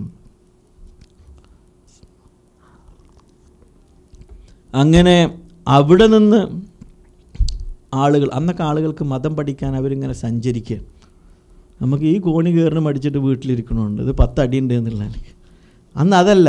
അന്ന് നിങ്ങളൊന്ന് ആലോചിച്ച് നോക്കാം, അല്ലസെന്ന് ഖത്തീഫൊക്കെ എന്തായാലും മെർസിഡസിലല്ല വന്നത്, ഒന്നുമില്ലെങ്കിൽ കഴുതപ്പുറത്ത് അല്ലെങ്കിൽ കുതിരപ്പുറത്ത് അല്ലെങ്കിൽ ഒട്ടകത്തും അല്ലേ. അവിടുന്ന് ഒരാൾ എവിടേക്ക് വരികയാണ്, ഇവിടുന്ന് ഒരാൾ മക്കയിലേക്ക് പോയിട്ടുണ്ട് മുഹമ്മദിൻ്റെ അടുത്ത്, അദ്ദേഹം ഒരു പ്രവാചകൻ അവിടെ വന്നിട്ടുണ്ട് എന്ന് പറഞ്ഞപ്പോൾ അവിടുന്ന് പോയി മനസ്സിലാക്കി. എന്നിട്ട് 10ഓളം പാതിരിമാർ അൽഹസയിൽ നിന്ന് ഇത് സത്യമാണോ എന്നറിയാൻ എവിടേക്ക് പോവുകയാണ്, മദീനത്തേക്ക് പോവുകയാണ്. എന്നിട്ട് അവിടെ നിന്ന് റസൂലുള്ളാഹിയെ കാണുകയും ഈ വിശ്വാസം അറിയുകയും അത് വന്നിട്ട് ഇവിടെ പ്രചരിപ്പിക്കുകയും ആ പ്രദേശം മൊത്തം എന്താകുകയാണ്, മുസ്ലിമാകുകയാണ്. അപ്പോൾ അന്ന് മനുഷ്യന്മാർ സഹിക്കുന്ന ത്യാഗങ്ങൾ വിവരമറിയാൻ ഇൻഫർമേഷനൊക്കെ നമ്മളെ കയ്യിലാണ്. നമ്മളെ കയ്യിൽ എല്ലാ ഇൻഫർമേഷനും ഉണ്ട്. പക്ഷേ വേണ്ട ഇൻഫർമേഷൻ നമ്മൾ നിൽക്കൂല, തൊടൂല. വേണ്ടാത്ത ഇൻഫർമേഷൻ തൊടും, നിൽക്കും, നമ്മൾ സ്വീപ്പ് ചെയ്യും, ഒക്കെ ചെയ്യും. പക്ഷേ വേണ്ടത് നമ്മൾ നിൽക്കില്ല. പക്ഷെ അന്ന് ഈ ഒരു വിവരമറിയാൻ വേണ്ടി, അപ്പോൾ ആ കാലത്ത് റസൂലുള്ളാഹിൻ്റെ അടുത്ത് ഇങ്ങനെ സംഘം വരും. കാരണം മക്കത്തൊരു പ്രവാചകൻ വന്നിട്ടുണ്ട്, പ്രവാചകൻ വരുന്ന എല്ലാവർക്കും അറിയാം. ജൂതന്മാർ ഈ പ്രവാചകൻ വരുമ്പോൾ ഈ പ്രവാചകനെ കൊല്ലാൻ വേണ്ടി നടക്കുകയാണ്. നബി സല്ലല്ലാഹു അലൈഹി വസല്ലം 25ാമത്തെ വയസ്സിൽ സിറിയയിലേക്ക് കച്ചവടത്തിന് പോയി അല്ലേ. ഖദീജ ബീവി കല്യാണം കഴിച്ചതിന് ശേഷം എവിടേക്ക് പോയി, സിറിയയിലേക്ക് കച്ചവടത്തിന്. സിറിയയിലേക്ക് കച്ചവടത്തിന് പോകുമ്പോൾ റസൂലുള്ളാഹിൻ്റെ കൂടെ മൈസർ എന്ന് പറയുന്ന ഒരു അടിമയുണ്ടായിരുന്നു. ആരുടെ, ഖദീജ ഉമ്മ. അങ്ങനെ ചെന്നപ്പോൾ കച്ചവട ചരക്കുകൾ ഇങ്ങനെ അങ്ങോട്ടും ഇങ്ങോട്ടും മാറ്റമൊക്കെ ചെയ്ത് നബിയോടടുത്ത് ഇങ്ങനെ നിൽക്കുമ്പോൾ ഒരാൾ വന്നിട്ട് പറഞ്ഞു, പ്രവാചകൻ്റെ പുറത്ത് ഒരു ഖാത്തമുൻ നബുവ, ഒരു പ്രവാചകത്വത്തിൻ്റെ കലയുണ്ടാകും. എല്ലാ പ്രവാചകന്മാർക്കും ഉണ്ടാകും എന്ത്, ആ കല. ഈ കല കണ്ടിട്ട് അറിഞ്ഞ ഒരാൾ പറഞ്ഞു, ഇദ്ദേഹം മക്കയിൽ വരാൻ പോകുന്ന പ്രവാചകനായിരിക്കാം. അതുകൊണ്ട് ഇദ്ദേഹത്തിൻ്റെ ഉത്തരവാദിത്തപ്പെട്ടവരോട് മക്കയിലേക്ക് നീ തിരിച്ചു പോകുമ്പോൾ മൈസറെ നീ പറയണം. എന്ത് പറയണം? ഇദ്ദേഹത്തെ കൊല്ലാൻ വേണ്ടി ജൂതന്മാർ നോക്കി തക്കം പാർത്തിരിക്കുന്നു. ജൂതന്മാർക്ക് എന്നും കൊലന്ന് തുടങ്ങിയതല്ല, മുമ്പേ തുടങ്ങിയതാണ്. അപ്പോൾ അദ്ദേഹത്തെ കൊല്ലാൻ വേണ്ടി അവർ തക്കം പാർത്തിരിക്കുന്നു, അദ്ദേഹത്തെ സംരക്ഷിക്കണമെന്ന് അദ്ദേഹത്തിൻ്റെ ഉത്തരവാദിത്തപ്പെട്ടവരോട് പറയണം. മൈസർ പോയി പറഞ്ഞു. അബൂ താലിബാണെന്ന് റസൂലുള്ളാഹിൻ്റെ ഉത്തരവാദിത്തം ഏറ്റെടുത്തത്. അദ്ദേഹം കണ്ണിലെ കൃഷ്ണമണി പോലെ മുഹമ്മദ് മുസ്തഫ സല്ലല്ലാഹു അലൈഹി വസല്ലമയെ അള്ളാഹുവിന് ശേഷം സംരക്ഷിച്ചു. അപ്പോൾ നിങ്ങൾ ആലോചിച്ച് നോക്കാം, ഓരോ കാലത്തും ഇതേപോലെ ഒരു പ്രവാചകൻ വരാനുണ്ടെന്ന് ഏതിലുണ്ട്? മുമ്പ് കാലത്തിറങ്ങിയ ഇഞ്ചീലിലുണ്ട്. മക്കത്തൊരു പ്രവാചകൻ വരാനുണ്ട്. അപ്പോൾ ലോകത്ത് നിന്ന് ഇങ്ങനെ ആളുകൾ ഈ പ്രവാചകൻ വന്നിട്ടുണ്ടോ അല്ലേ? മതത്തെക്കുറിച്ച് അറിയുന്നവരെപ്പോഴെന്താവും, മതത്തെക്കുറിച്ച് എന്തായിട്ടുണ്ടാവും ചോദിച്ചുകൊണ്ടിരിക്കും. ഓരോരുത്തർക്കും ഓരോന്ന്. സിഗരറ്റിൻ്റെ ഭ്രാന്തന്മാർ സിഗരറ്റിൻ്റെ ഭ്രാണ്ട് ചോദിച്ചുകൊണ്ടിരിക്കും. പന്തുകളിൻ്റെ ഭ്രാന്തന്മാർ ഈ സീസൺ കഴിഞ്ഞ് അടുത്ത സീസണിൽ ഞാൻ എന്നാ തുടങ്ങുന്നത് ചോദിച്ചുകൊണ്ടിരിക്കും. ക്രിക്കറ്റിൻ്റെ ആൾക്കാർ ആകെ 10 രാജ്യങ്ങളാണ് കളിക്കണമെങ്കിലും അടുത്ത മാച്ച് എവിടെയാണെന്ന് ചോദിച്ചുകൊണ്ടിരിക്കും. മതത്തിൻ്റെ ആളുകൾ എപ്പോഴും മതത്തെക്കുറിച്ച് ഇങ്ങനെ പ്രവാചകൻ വന്നിട്ടുണ്ടോ, ഉണ്ടെങ്കിൽ അദ്ദേഹത്തിൻ്റെ അടുത്ത് പോകണം. അങ്ങനെ പല യാത്രാ സംഘങ്ങളും പല ഭാഗത്തു നിന്ന് എന്തായി വന്നു. അങ്ങനെ ഒരു സംഘം എവിടെ നിന്നും വന്നു? നജ്റാനിൽ നിന്നും വന്നു. നജ്റാനിൽ നിന്ന് വന്നിട്ട് അവർ റസൂലുള്ളാഹി ഹിജ്റ 9ാമത്തെ വർഷം അവർ റസൂലുള്ളാഹി സ്വല്ലല്ലാഹു അലൈഹി വസല്ലമയുടെ മദീന പള്ളിയിലേക്ക് വന്നു. അവരുമായിട്ട് കാര്യങ്ങൾ സംസാരിച്ചു. അവരധികം താർക്കികന്മാരായിരുന്നു. ചിലർ അള്ളാഹ് ഹിദായത്ത് കൊടുക്കുന്നവർക്ക് എന്താകും? മനസ്സിലാവും. ഹിദായത്ത് അള്ളാഹ് നിരോധിച്ചവർക്ക് ഇത് എത്ര എന്താവില്ല. ചിലവരെ കണ്ട ഒരു നന്മ, അവന് നന്മയും കേൾക്കാം അല്ലേ, പക്ഷെ തിന്മ മാത്രമേ എന്താവുള്ളൂ, അവൻ്റെ ചോട്ടിൽ കൂടെ എന്താവുള്ളൂ, കേൾക്കുള്ളൂ. ഇതിങ്ങനെ ഒന്ന് വെച്ച് ഖുർആൻ വെച്ചാലും എന്താവും, ഈ പ്ലെയർ വർക്ക് ചെയ്യും, അവൻ്റെ ചുവട്ടിൽ ഖുർആൻ എത്തും, പക്ഷെ അവനെന്താകില്ല, അത് വെക്കാൻ തോന്നില്ല. വണ്ടി കയറിയിട്ട് നല്ല ഖുർആൻ്റെ റേഡിയോ ഉണ്ട്, അത് ഇടാനെന്തോ ചാനൽ നോക്കാനൊന്നും തല പോവില്ല. അവൻ അപ്പം കയറിയ വാർത്ത കേൾക്കണം, അത് കഴിഞ്ഞാൽ പാട്ട് കേൾക്കണം. അങ്ങനെ ഓരോരുത്തർക്കും ഓരോതാണ്. അള്ളാഹു അതിൽ നിന്ന് കാത്തു രക്ഷിക്കുമാറാവട്ടെ. അപ്പോൾ ഈ നന്മ അറിയുന്ന ആളുകൾ ഇങ്ങനെ വന്നുകൊണ്ടിരിക്കുകയാണ്. അങ്ങനെ ഇവർ തർക്കിക്കാൻ തുടങ്ങി. നബി സല്ലല്ലാഹു അലൈഹി വസല്ലം അവരോട് തൗഹീദ് പറഞ്ഞു. നബിക്ക് വേറൊന്നും പറയാനല്ല. ഇന്ന് മുസ്ലിങ്ങൾക്ക് കുറേ പറയാനുണ്ട്, പക്ഷേ നബി തൗഹീദ് മാത്രമേ പറഞ്ഞിരുന്നു. നബി തൗഹീദും അതിന് ശേഷം പിന്നെ ബാക്കിയുള്ളതൊക്കെ പറയുള്ളൂ. ആദ്യം തൗഹീദ് പറഞ്ഞ് നന്നാക്കിയിട്ടാണ് ബാക്കിയുള്ളതൊക്കെ എന്താകേണ്ടത് പറയേണ്ടത്. തൗഹീദ് വീടിൻ്റെ അസ്ഥിവാരം നന്നായിട്ടാണ് എന്താകേണ്ടത്, നല്ല ജനലും നല്ല കല്ലൊക്കെ വെക്കേണ്ടത്. അല്ലാതെ കല്ല് ഭയങ്കര മെച്ചവും അസ്ഥിവാരം മോശമാണെങ്കിൽ എന്താവും, കല്ല് നിൽക്കൂല. അപ്പോൾ ഈ രൂപത്തിൽ വിശ്വാസം ശരിയാകാതെ പിന്നെ ഒന്നും ശരിയാക്കിയിട്ട് കാര്യമില്ല. അപ്പോൾ റസൂലുള്ളാഹി സ്വല്ലല്ലാഹു അലൈഹി വസല്ലം അവരോട് എന്ത് പറഞ്ഞു? തൗഹീദ് പറഞ്ഞു. തൗഹീദ് പറഞ്ഞപ്പോൾ അവർ റസൂലുള്ളാഹിനോട് ചർച്ചയ്ക്ക്, അങ്ങനെയാണെങ്കിൽ മുഹമ്മദേ, ഖുർആനിലൊക്കെ നാം സൃഷ്ടിച്ചു അതല്ലെങ്കിൽ നാം കൽപ്പിച്ചു എന്നൊക്കെയാണല്ലോ, മറിച്ച് വേണ്ടത് അവൻ കൽപ്പിച്ചു അവൻ സൃഷ്ടിച്ചു എന്നൊക്കെയല്ലേ. അതേപോലെ തന്നെ അതുകൊണ്ട് അള്ളാഹു സുബ്ഹാനഹു വ തആല ഈസാ നബിക്ക് അദ്ദേഹം വാപ്പയില്ലാതെ ജനിച്ചത് കൊണ്ട് അദ്ദേഹം അള്ളാഹുവിൻ്റെ മകനാണ് എന്നും ക്രിസ്ത്യാനികളായി ഇവർ റസൂലുള്ളാഹിയോട് പറഞ്ഞു. വിശുദ്ധ ഖുർആൻ വളരെ കൃത്യമായിട്ട് ക്രിസ്ത്യാനികളോട് ചോദിച്ചാൽ മതി. അവരിപ്പോൾ യേശു ക്രിസ്തുവിനെ ആരാധ്യനാക്കിയത് എന്തുകൊണ്ടാണ്? ഈസാ നബിയെ വാപ്പയില്ലാതെ ജനിച്ചു. അതിന് ഖുർആൻ ഒറ്റ മറുപടിയെ കൊടുക്കണം, ഒറ്റ ആയത്ത്. ഇന്ന മസല ഈസ ഇൻദല്ലാഹി കമസലി ആദം. അള്ളാൻ്റെ അടുത്ത് ഈസാ നബിൻ്റെ ഉദാഹരണം ആരെ ഉദാഹരണം പോലെയാണ്? ആദം. അങ്ങനെ നിങ്ങൾ ആദം നബിനെ ആരാധിക്കണ്ടേ? ആദം നബിക്ക് ഉമ്മയില്ല ഉപ്പയില്ല. മറിയം ബീവിക്ക് ആരുണ്ട് ഇവിടെ? ഈസാ നബിക്ക് ഉമ്മ ഉണ്ട്, ഉപ്പല്ല. അപ്പോൾ ഇതിനെക്കാട്ടിയും കൂടുതൽ നിങ്ങൾ ആരാധിക്കുകയാണെങ്കിൽ ഉപ്പല്ലാതെ ജനിച്ചെന്ന് പറയണമെങ്കിൽ അതിലും വലിയ അത്ഭുതമാണ് ആര്? ആദം. അന്ന് ഒറ്റയടിക്കുള്ള ചങ്കടപ്പൻ മറുപടിയാണ് വിശുദ്ധ ഖുർആൻ ക്രിസ്ത്യാനികൾക്ക് കൊടുക്കുക. അതേപോലെ നബി സല്ലല്ലാഹു അലൈഹി വസല്ലം അവർക്ക് കാര്യങ്ങളൊക്കെ വിശദീകരിച്ചു കൊടുത്തു. അപ്പോൾ അവർ പറഞ്ഞു, ഞങ്ങൾ മുഹമ്മദെ നിന്നെക്കാട്ടി മുമ്പ് മുസ്ലിമായിക്കണ് എന്ന് പറഞ്ഞു. അപ്പോൾ റസൂലുള്ളാഹി അവരോട് ചോദിച്ചു, നിങ്ങൾ പന്നിമാംസം തിന്നുന്നുണ്ടോ? നിങ്ങൾ എന്നെ അംഗീകരിക്കുന്നില്ലേ? എങ്കിൽ നിങ്ങളെന്തായിട്ടില്ല, മുസ്ലിമായിട്ടില്ല എന്നും അവരോട് പറഞ്ഞു. അങ്ങനെ അവസാനം അവർ സ്വീകരിക്കില്ല. അപ്പം നബി സല്ലല്ലാഹു അലൈഹി വസല്ലം ഈ സത്യം നിങ്ങൾക്ക് ബോധ്യപ്പെടണമെങ്കിൽ നിങ്ങൾ മുബാഹല നടത്താൻ തയ്യാറുണ്ടോ എന്ന് ചോദിച്ചു. മുബാഹല എന്ന് പറഞ്ഞാൽ എന്താ? ഞാൻ ഒരു സത്യം പറഞ്ഞാൽ, ഒരാൾ കളവ് പറഞ്ഞാൽ ഞാൻ പറഞ്ഞ സത്യമാണ് എന്നറിയാൻ ഞാനും എൻ്റെ കുട്ടികളും ഭാര്യയും ഒക്കെ എന്താകുക വരിക. എൻ്റെ എതിർകക്ഷിയും അദ്ദേഹത്തിൻ്റെ ഭാര്യയെയും കുട്ടികളെയൊക്കെ പാടെ കൊണ്ടുവരിക, കുടുംബത്തെയൊക്കെ കൊണ്ടുവരിക. എന്നിട്ട് പരസ്യമായിട്ട് അള്ളാഹുവിനോട് എന്താകുക, പ്രാർത്ഥിക്കുക. ആരാണോ നുണ പറഞ്ഞത് അവരുടെ മേൽ ശിക്ഷ വരട്ടെ. നബി സല്ലല്ലാഹു അലൈഹി വസല്ലം എന്ത് പറഞ്ഞിട്ടും കേൾക്കാത്തപ്പോൾ നബി സല്ലല്ലാഹു അലൈഹി വസല്ലം നമുക്ക് മുബാഹല നടത്താം എന്ന് പറഞ്ഞപ്പോൾ അവരെന്തായി, അത് വേണ്ട, അതിന് ഞങ്ങളില്ല എന്നവർ നബിയോട് പറഞ്ഞു. അങ്ങനെ അവർ പറഞ്ഞു, എന്നാൽ മുഹമ്മദേ ഒരു കാര്യം ചെയ്യേ, ഞങ്ങളുടെ ഇടയിൽ കുറേ പ്രശ്നങ്ങളൊക്കെ ഉണ്ട്, അത് തീർക്കാൻ വേണ്ടിയിട്ട് നീ ആരെങ്കിലും അയച്ചു കൊണ്ടുപോവാ എന്ന് പറഞ്ഞപ്പോൾ സമുദായത്തിലെ വിശ്വസ്തൻ അമീനുൽ ഉമ്മ എന്ന കീർത്തിനാമത്തിൽ അറിയപ്പെടുന്ന അബൂ ഉബൈദ റളിയല്ലാഹു അൻഹുവിനെ നബി സല്ലല്ലാഹു അലൈഹി വസല്ലം തൻ്റെ പ്രതിനിധിയായിട്ട് അവരിലേക്ക് എന്തായി അയച്ചു കൊടുത്തു. നജ്റാനിൽ നമുക്കറിയാം, പണ്ടേ വിശ്വാസികൾ അവിടെ ഉണ്ടായിരുന്നു. അതായത് ഹുദൂദൊക്കെ അറിയില്ലേ, നജ്റാനിൽ പോയവർക്ക് അറിയാം, അവിടെ ഒരു കിടങ്ങൊക്കെ എപ്പോഴും നിലനിർത്തിയിട്ടുണ്ട് എന്നാണ്. ഹുദൂദ് എന്ന് പറഞ്ഞാൽ എന്താണ്? വലിയ കിടങ്ങ് കുഴിച്ചിട്ട് അവിടെ ഉണ്ടായിരുന്ന ഒരു രാജാവ് വിശ്വാസികൾ എന്താകുകയാണ്, കത്തിച്ച് കളഞ്ഞ സംഭവം അല്ലേ, ഖുർആനിൽ വന്നു. അതേപോലെ തന്നെ പിന്നെ ക്രിസ്ത്യാനികൾ, അതേപോലെ തന്നെ ക്രിസ്ത്യാനികളും ഈ ക്രിസ്ത്യാനിറ്റിയും ലോകത്ത്. അപ്പോൾ ഖുർആനിൽ ഈ ആൽ ഇംറാനിൽ അധികം കൂടുതൽ പറയുന്നത് ആരെക്കുറിച്ചാണ്? അതിൽ 80ഓളം തുടക്കത്തിലുള്ള ആയത്തുകൾ ആരെക്കുറിച്ചാണ്? ഈ ക്രിസ്ത്യാനികളുമായിട്ടുള്ള ഈ സംഭാഷണവും അവരെ ഇത് ബോധ്യപ്പെടുത്തി കൊടുക്കാനുള്ള കാര്യങ്ങളുമാണ് 80ഓളം ആയത്തുകളിൽ വന്നിട്ടുള്ളത് എന്നാണ് മഹാന്മാരായ മുഫസ്സിറുകൾ പറയുന്നത്. അപ്പോൾ അതിന് ശേഷം നേരത്തെ പറഞ്ഞതുപോലെ അമീനുൽ ഉമ്മ, സമുദായത്തിലെ വിശ്വസൻ എന്ന് അറിയപ്പെടുന്ന അബൂ ഉബൈദ റളിയല്ലാഹു അൻഹുവിനെ നബി സല്ലല്ലാഹു അലൈഹി വസല്ലം ഈ കാര്യത്തിന് വേണ്ടി അവരുടെ പ്രശ്നങ്ങൾ തീർക്കാനും അവരെ ഈ കാര്യങ്ങൾ ബോധ്യപ്പെടുത്താനും നബി സല്ലല്ലാഹു അലൈഹി വസല്ലം അയച്ചു കൊടുക്കുകയാണ്. ഇതിലൊക്കെ നമ്മൾ വളരെ കണിശമായി മനസ്സിലാക്കേണ്ടത്, ഇതൊക്കെ അയച്ചു കൊടുക്കണം എന്തിനു വേണ്ടിയിട്ടാണ്? എന്തിനു വേണ്ടിയിട്ടാണ്? ദീനിലെ എന്ത് പഠിപ്പിക്കാൻ? തൗഹീദ് പഠിപ്പിക്കാൻ, വിശ്വാസം പഠിപ്പിക്കാൻ. അതുകൊണ്ട് നമ്മളും ഇനിയുള്ള കാലം എന്ന് പറഞ്ഞ ഓരോ ഫിത്തിനാണ്. സൗദി അറേബ്യയിൽ ഇസ്ലാമിന് എതിര് പറഞ്ഞ അവൻ്റെ തലവെട്ടുന്ന എന്താണ്? ഉറപ്പാണ് അല്ലേ? എന്നിട്ടും ഒരുത്തൻ പറയണേ, കഴിഞ്ഞ ആഴ്ച പത്രത്തിലുണ്ടായിരുന്നു, ഞാൻ പ്രവാചകനാണ്. അപ്പോൾ ഫിത്തിനൻ്റെ ഊക്ക് നോക്ക്, ഞാൻ പ്രവാചകനാണ്. എവിടുന്ന്?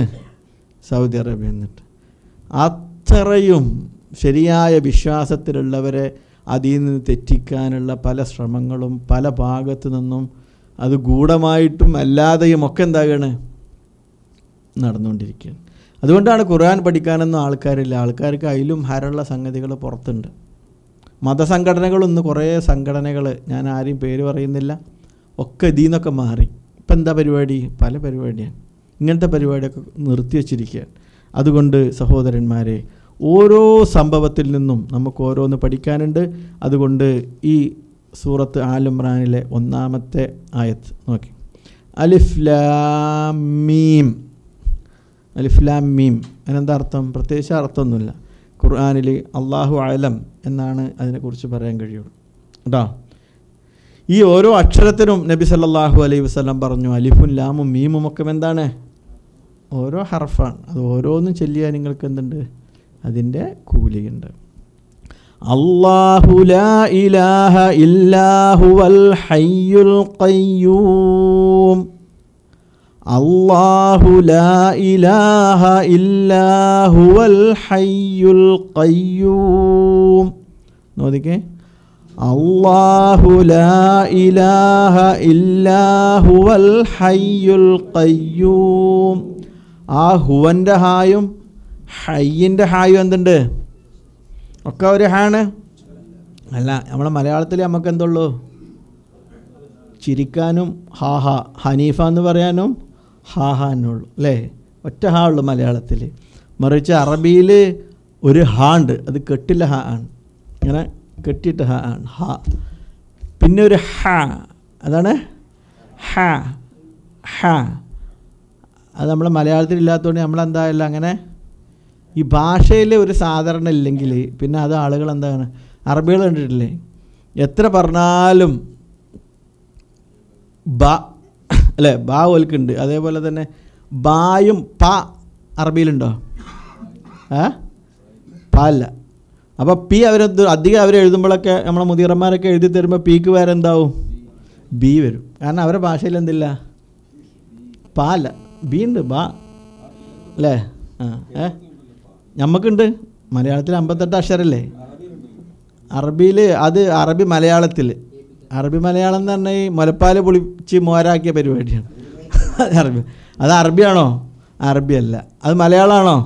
പക്ഷെ ആ ഭാഷ ഒരു കാലഘട്ടത്തിൽ മുസ്ലിങ്ങൾ എന്തായിട്ടുണ്ട്, കുറേ സഹായിച്ചിട്ടുണ്ട്. നമ്മളിപ്പോൾ ഏതൊരു ആളുകൾക്ക് അന്ന് ഈ ബ്രിട്ടീഷുകാരൊക്കെ അങ്ങോട്ട് പോയി ആളുകൾക്ക് വിവരമില്ലാത്തൊരു കാലഘട്ടത്തിൽ അവർക്ക് ഇത് പറഞ്ഞു കൊടുക്കാൻ വേണ്ടിയിട്ട് പഠിപ്പിച്ചൊരു ഭാഷയാണ് ഈ അറബി മലയാളം എന്ന് പറയുന്നത്. ഏതായിരുന്നാലും ഭാഷയിലില്ലാത്തൊരു പദം, നമ്മൾ ജനിച്ചു വളർന്ന നമ്മുടെ മദർ ടാങ്ങിലില്ലാത്തൊരു പദം ഉച്ചരിക്കാൻ എന്തുണ്ടാവും? പക്ഷെ മുസ്ലിമിന് പ്രയാസം പാടില്ല. നമ്മളെന്താവണം? ഉച്ചരിക്കണം. കാരണം ഹ ഹ ഹ ആയിട്ടും ഹ ഹ ഇടും. ഉസ്താദിൻ്റെ ഉച്ചാരണം വ്യത്യാസം ഉണ്ടല്ലോ അല്ലേ? അല്ലേ? ഉസ്താദിൻ്റെ ഉച്ചാരണമെങ്കിൽ പിന്നെ പണ്ട് മാഷ് വന്ന പോലെ ഇലക്ട്രിക്കിറ്റി എന്ന് പറഞ്ഞ മാതിരിയാവും. സ്കൂളിൽ മാഷ് വന്നിട്ട് എല്ലാവരും കുട്ടികളോടൊക്കെ ഇലക്ട്രിസിറ്റി എന്ന് വായിക്കാൻ പറഞ്ഞപ്പോൾ എല്ലാവരും ഇലക്ട്രിക്കിറ്റി എന്ന് വായിക്കുന്നത്. അപ്പോൾ ഇൻസ്പെക്ടർ ദേഷ്യക്കൂടുതൽ മാഷോട് ചോദിച്ചു, എന്താ മാഷ് എല്ലാവരും ഇലക്ട്രിസിറ്റി എന്നില്ല ഇലക്ട്രിക്കിറ്റി എന്ന് വായിക്കണമെന്ന് ചോദിച്ചപ്പോൾ മാഷ് പറഞ്ഞു, പിന്നെ ഇലക്ട്രിക്കിറ്റി അല്ലാതെ പിന്നെ വേറെന്താ വായിക്കുക? കാരണം മാഷിൻ്റെ ഉച്ചാരണം എന്തല്ല ശരിയില്ല. അപ്പോൾ പ്രൊനൗൺസിയേഷൻ പഠിപ്പിക്കണവരെ പ്രൊനൗൺസിയേഷൻ ആദ്യം ക്ലിയറാണ്. അപ്പോൾ ആ വ്യത്യാസം ഹയ്യുൽ ഖയ്യൂം കേട്ടോ. കാരണം ഒരു കുത്തിലും വ്യത്യാസമുണ്ട്. ഇപ്പോൾ ഹിമാർ എന്ന് പറഞ്ഞാൽ നമുക്കൊക്കെ അറിയാം അല്ലേ, നമ്മളെ പലരും വിളിച്ചതാണ്, അതുകൊണ്ട് നമുക്കറിയാം അതിനൊരർത്ഥമുണ്ട്. ഹിമാർ പറഞ്ഞാലോ ഒരു കുത്തേ ഒന്നുള്ളൂ, അത് മുഖമക്കനക്കും പെണ്ണുങ്ങളിടുന്ന അതിനാണ് എന്ത് പറയുക ഹിമാർ എന്ന് പറയും. അപ്പോൾ ഭാഷ നമ്മളതാണ്, ഓരോ ഉച്ചാരണത്തിലൊന്നുണ്ട് കാര്യങ്ങൾ ഉണ്ട്. അപ്പോൾ അള്ളാഹു, അപ്പോൾ ഈ പ്രൊനൗൺസിയേഷൻ ഖുർആൻ ഓദിക്കലും കൂടി ഇതിൻ്റെ കൂടെ ഉണ്ട്. അതുകൊണ്ട് ആ പ്രൊനൗൺസിയേഷൻ കൃത്യമായിട്ട് ഹ ഏതാ എന്നൊക്കെ ഒന്ന് മനസ്സിലാക്കി പോകുന്നത് നല്ലതാണ്. പഠിക്കാൻ കഴിയില്ല എന്നൊക്കെ വെറുതെ പറയണം, എല്ലാവർക്കും കഴിയും. എനിക്കൊക്കെ പ്രായമായി എന്ന് അതൊക്കെ കുട്ടിയൊക്കെ ആകുമ്പോൾ ശരിയാകുമായിരുന്നു. ഇവിടെ വന്നിട്ട് എത്ര അറബി പഠിച്ചു അല്ലേ, വന്നന്ന് കൈഫൽ ഹാലെന്ന് ചോദിച്ചാൽ അന്തം വിട്ടുന്നവന് എന്നാൽ അങ്ങോട്ട് കൈഫല്ലാലും ചോദിക്കും, അതിൻ്റെ 100 എണ്ണം തിരിച്ചും പറയും. ബക്കാലയിൽ വന്നിട്ട് ഒരു സാധനത്തിന് പേര് അറബിയിൽ അറിയാത്തവന് ബക്കാലയിൽ 1500 ഐറ്റം ഉണ്ടാവും അല്ലേ, അതിൻ്റെ ഒക്കെ പേരും എവിടുന്നാ കിട്ടുക എന്നൊക്കെ പഠിച്ചോ. പഠിക്കണം എന്ന് ആഗ്രഹിച്ചാൽ എന്താവും, പഠിക്കും, എല്ലാവർക്കും കഴിയും. ഇപ്പോൾ റസൂലുള്ളാഹിക്ക് ഈ ദീന് വന്നപ്പോൾ എല്ലാവരും ചെറിയ കുട്ടികളെ അതിൽ ചേർന്ന് ആയിരുന്നോ? അല്ല, എല്ലാവരും വലിയ ആൾക്കാരാണ്. അപ്പോൾ വലിയ ആളുകളൊക്കെ പഠിച്ചു. അതേപോലെ നമ്മളും ചെറുപ്പത്തിൽ ഞാൻ പഠിച്ചില്ല എന്ന് വിചാരിച്ചിരിക്കേണ്ട, ഇൻഷാ അല്ലാഹ് ഇനിയും പഠിക്കാനുള്ള അവസരങ്ങളുണ്ട്. അല്ലാഹു ലാ ഇലാഹ ഇല്ലാ ഹുവൽ ഹയ്യുൽ ഖയ്യൂം. അള്ളാഹു അവനല്ലാതെ ഒരാരാധ്യനേ ഇല്ല, അവൻ ജീവത്തായുള്ളവനാണ്, സർവനിയന്താവായുള്ളവനാണ്. അള്ളാഹു ലാ ഇലാഹ അവനല്ലാതെ ഒരാരാധനക്ക് അർഹനായിട്ട് ആരുമില്ല. ഇല്ലാഹു അവനല്ലാതെ, ഇല്ല എന്ന് പറഞ്ഞാൽ എക്സെപ്ഷനാണ്. ഒരു കാര്യം പറഞ്ഞിട്ട് അതിന് മറ്റില്ലേന് ഒഴിവാക്കണേനാണ് എന്ത് പറയുക ഇല്ല. അപ്പോൾ ഇൻഷുറൻസ് കാർഡിലാണ് ഏറ്റവും കൂടുതൽ ഇല്ല കാണുക. ഇൻഷുറൻസിൻ്റെ ബുക്ക് വായിച്ചു നോക്കിയാൽ കുറേ കണ്ട് പറയും, എന്നിട്ട് എക്സെപ്ഷൻ ആയിക്കാറ് ഇല്ല ഇല്ല ഇല്ല ഇല്ല എന്ന് പറഞ്ഞാൽ നമ്മളില്ല എന്ന് തന്നെ കേട്ടോ. അറബിയിൽ അതിന് മൊത്തത്തിൽ പറഞ്ഞ സംഗതിയിൽ നിന്ന് പിന്നെ പല്ലിന് പോയാൽ പല്ലിൻ്റെ കളറ് മാറ്റാൻ പറ്റില്ല, അങ്ങോട്ട് മാറ്റാൻ പറ്റില്ല എന്ന് കുറേ കണ്ട് പറയും. അപ്പോൾ ഏറ്റവും കൂടുതൽ ഇല്ല ഇപ്പോൾ കാണില്ല എവിടെയാണ്, ഇൻഷുറൻസ് കാർഡിൻ്റെ ബുക്കിലെറ്റ് കാണുമല്ലോ, അതിൽ അറബി വായിച്ചു നോക്കിയാൽ കുറേ ഇല്ല കാണാം. അതേപോലെ ഇല്ല എന്ന് പറഞ്ഞൊരു കാര്യത്തിൽ നിന്ന് പിന്നെ ഒഴിവാക്കുകയാണ്. ലാ ഇലാഹ ആരാധ്യനേ ഇല്ല. ആരാധ്യന്മാർ ഇഷ്ടം പോലെ ഉണ്ട്, പക്ഷേ ആരാധനക്ക് അർഹനാരാണ്? ഇല്ലാഹുവ, ആരല്ലാതെ? അള്ളാഹു അല്ലാതെ കേട്ടോ. ആരാധ്യന്മാരിൽ ആരാധനക്കർഹൻ, ബാക്കിയുള്ളവർക്കൊന്നും എന്തില്ല അർഹതല്ല. ലാ യളുറു വലാ യൻഫഅ, അവർ ഉപകാരവും ചെയ്യുന്നില്ല ഉപദ്രവവും ചെയ്യുന്നില്ല, അവർക്കൊന്നും അർഹതല്ല. ആൾക്കാരെന്താകണം, ഇല്ലാത്ത അർഹത ഉണ്ടാക്കി കൊടുക്കുകയാണ്. ആരാധനക്ക് അർഹൻ അത് റബ്ബാണ്. ആ റബ്ബാരാണ്? ഹയ്യാണ്. എന്താണ്? ജീവനുള്ളവനാണ്. ഹയ്യ് എന്ന് പറഞ്ഞാൽ എന്താ? നമ്മളൊരു സംഗതി ഒരാളോട് ചോദിക്കുമ്പോൾ അയാൾക്ക് എന്തുണ്ടായിരിക്കണം? ജീവനുണ്ടായിരിക്കണം. അല്ലാത്തവരെ ആരാധിക്കണവർക്കൊക്കെ എന്തുണ്ട്? ജീവല്ലാത്തവരോട് ഇഷ്ടംപോലെ ചോദിക്കുന്നുണ്ട് അല്ലേ. ഹയ്യ് എന്ന് പറഞ്ഞാൽ അൽ ഹയ്യു മൻ ലഹുൽ ഹയാത്തുൽ അലീമത്തുൽ കാമില. പണ്ഡിതന്മാർ പറയണേ അൽ മുസ്തൽസിമാല ജമീഅ സിഫാത്തില്ലത്തി ലാ തത്തിമ്മു വലാ തുക്മിൽ. ജീവിതം പൂർണ്ണമാകണമെന്നുള്ള എന്തൊക്കെ ഉണ്ടോ അതൊക്കെ ഉള്ളവനാണ് ആര്? ഹയ്യ്. ഏതുപോലെ? കേൾക്കുന്നവനാണ്, കാണുന്നവനാണ്, ഖുദറത്തുള്ളവനാണ്, കഴിവുള്ളവനാണ്, അതേപോലെ തന്നെ ഖുവ്വത്ത് ശക്തിയുള്ളവനാണ്. ഇതെല്ലാം കൂടുമ്പോഴാണ് എന്തുണ്ടാകുക? ഹയ്യാകുക. ആളുകൾ മരിച്ചവരോട് ചോദിക്കുന്നു, ബിംബങ്ങളോട് ചോദിക്കുന്നു, ബിംബ ഹയ്യാണോ? അല്ല. അതേപോലെ തന്നെ മരിച്ചവർ ഹയ്യാണോ? അല്ല. മറിച്ച് അള്ളാഹു എന്ന് പറഞ്ഞാൽ നമ്മൾ ആയത്തുൽ കുർസി അതല്ലേ, അള്ളാഹു ലാ ഇലാഹ ഇല്ലാഹുവൽ ഹയ്യുൽ ഖയ്യൂം ലാ തഅഖുദുഹു സിനത്തും വലാനോം. എന്താ ലാ തഅഖുദുഹു സിനത്തും വലാനോം എന്ന് പറഞ്ഞാൽ അള്ളാഹുവിന് ലാ തഅഖുദു അവനെ പിടികൂടില്ല, സിനത്തുൻ ഒരു മയക്കം, വലാനോം നമ്മൾ മയക്കത്തിൽ തന്നെ എന്തെങ്കിലും പറഞ്ഞു ഇജെന്താ പറഞ്ഞെന്ന് ചോദിക്കും. പിന്നെ അല്ലേ ഞാനൊന്ന് മയങ്ങിപ്പോയി, ഇജെന്താ പറഞ്ഞത്? ഉറങ്ങിയിട്ടൊന്നുമില്ല, കിടക്കുമ്പോൾ കിടക്കുമെന്നല്ല, വർത്താനം ഇങ്ങനെ പറഞ്ഞിരിക്കുമ്പോൾ അവനൊന്ന് മയങ്ങി നല്ല ബിരിയാണിയൊക്കെ അടിച്ചിരിക്കുകയായിരിക്കും, ഇജെന്തിപ്പോൾ പറഞ്ഞു എന്ന് ചോദിക്കും. അപ്പോൾ അങ്ങനെ ഒരാൾ പ്രാർത്ഥിക്കുമ്പോൾ മയക്കം ബാധിക്കുന്നവനല്ലാര്? അല്ലാ. വലാനോം അവനെന്തുമില്ല, ഉറക്കമില്ല. അപ്പോൾ ഹയ്യാണ്. ഹയ്യനോടാണ് എന്താകേണ്ടത്? ഇസ്തിആനത്ത് നടത്തുമ്പോൾ, സഹായം തേടുമ്പോൾ ഹയ്യും ഹാളിറും ഖാദിറുമായിരിക്കണം എന്നുള്ള നിബന്ധന പണ്ഡിതന്മാർ പറയുന്നുണ്ട്. ഒരാൾ ഇസ്തിആനത്ത് സഹായം തേടുമ്പോൾ അയാൾ എന്തായിരിക്കണം? ഹയ്യായിരിക്കണം, ഹാളിറായിരിക്കണം, ഖാദിറായിരിക്കണം. ജീവനുണ്ടായിരിക്കണം, ഹാളിർ പറഞ്ഞ ഹാജറുണ്ടായിരിക്കണം, ഖാദിർ പറഞ്ഞ കഴിവുണ്ടായിരിക്കണം. അതല്ലാത്തൊരു ശക്തിനോട് സഹായം തേടാൻ പറഞ്ഞ ഷിർക്ക. അപ്പോൾ ഞാൻ അപ്പനോട് 500 റിയാൽ ചോദിച്ചു, മോനെന്താണ്, ഹയ്യാണോ? ഹയ്യല്ലേ? ഹാദിറാണോ? ഹാദിറാണ്. ഖാദിറാണോ? 500 5000 എൻ്റെ അടുത്ത് ഉണ്ടാവും അല്ലേ? അത് 3 ഉണ്ട് അല്ലേ? ഇവിടെ 3 ഉണ്ട്. ഞാൻ ഇവിടെ ഇരുന്നിട്ട് അമൃതാനന്ദമയനോട് 5000 ചോദിച്ചു. ഇവർ പറഞ്ഞ പോലെ അമ്മേ തള്ളയെന്നോ എന്താ വിളിച്ചിട്ട് 5000 തരീന്ന് പറഞ്ഞു. ഷിർക്കാണോ? അനുവദനീയാണോ? ഷിർക്ക്. എന്താ കാരണം? ഹയ്യല്ലേ? കൊല്ലത്ത് ഇപ്പം ഹയ്യാണോന്ന് അറിയില്ല, ബ്രേക്കിംഗ് ന്യൂസ് കണ്ടാലേ അറിയുള്ളൂ, നമുക്ക് ഉറപ്പില്ല. എന്നാലും ഹയ്യാന്ന് വിചാരിക്കുക അല്ലേ? നമ്മൾ വരുന്നവരെ ന്യൂസൊന്നും വന്നിട്ടില്ല, നമ്മളെ പറ്റിയുള്ള ന്യൂസ് അങ്ങനെ തന്നെയാണ്. അപ്പോൾ ഹയ്യാണെന്ന് വിചാരിക്കുക. എന്തല്ല? ഹാദിറല്ല. ഖാദിറാണോ? 5000 കോടി തരും. അപ്പോൾ അവിടെ എന്തായി? ഷിർക്കായി. കാരണം എന്തല്ല? ഇനി 30 മുമ്പ് പോയിട്ട് 5000 ചോദിച്ചാലോ? ഷിർക്ക അല്ല. കാരണം എന്തുണ്ട്? ഹയ്യാണ്, ഹാദിറാണ്, ഖാദിറാണ്. 5000 മണി തന്നോട്ടെ. നമ്മൾ ചോദിക്കുന്ന ഈ ഫോൺ ചെയ്ത് ചോദിച്ചാൽ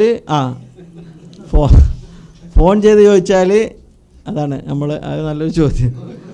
നമ്മൾ ദൂരെല്ലാവരോട് ചോദിക്കരുത് എന്നൊക്കെ പറയുമ്പോൾ മൗലവിമാർ നമ്മളോട് മറുപടി പറയലുണ്ട്. എങ്കിൽ മൗലവി 0096638122222 എന്ന് നിങ്ങൾ വിളിക്കൂ, സൗദി അറേബ്യയിലേക്ക് വിളിക്കൂ. നിങ്ങളുടെ മകൻ ഹലോ എന്ന് പറഞ്ഞില്ലേ, നിങ്ങളുടെ ഭാര്യ ഹലോ എന്ന് പറഞ്ഞില്ലേ, അതുകൊണ്ട് ദൂരെയുള്ളവർ കേൾക്കില്ല എന്ന് പറയുന്നത് ശിർക്കല്ല എന്ന് പറയും.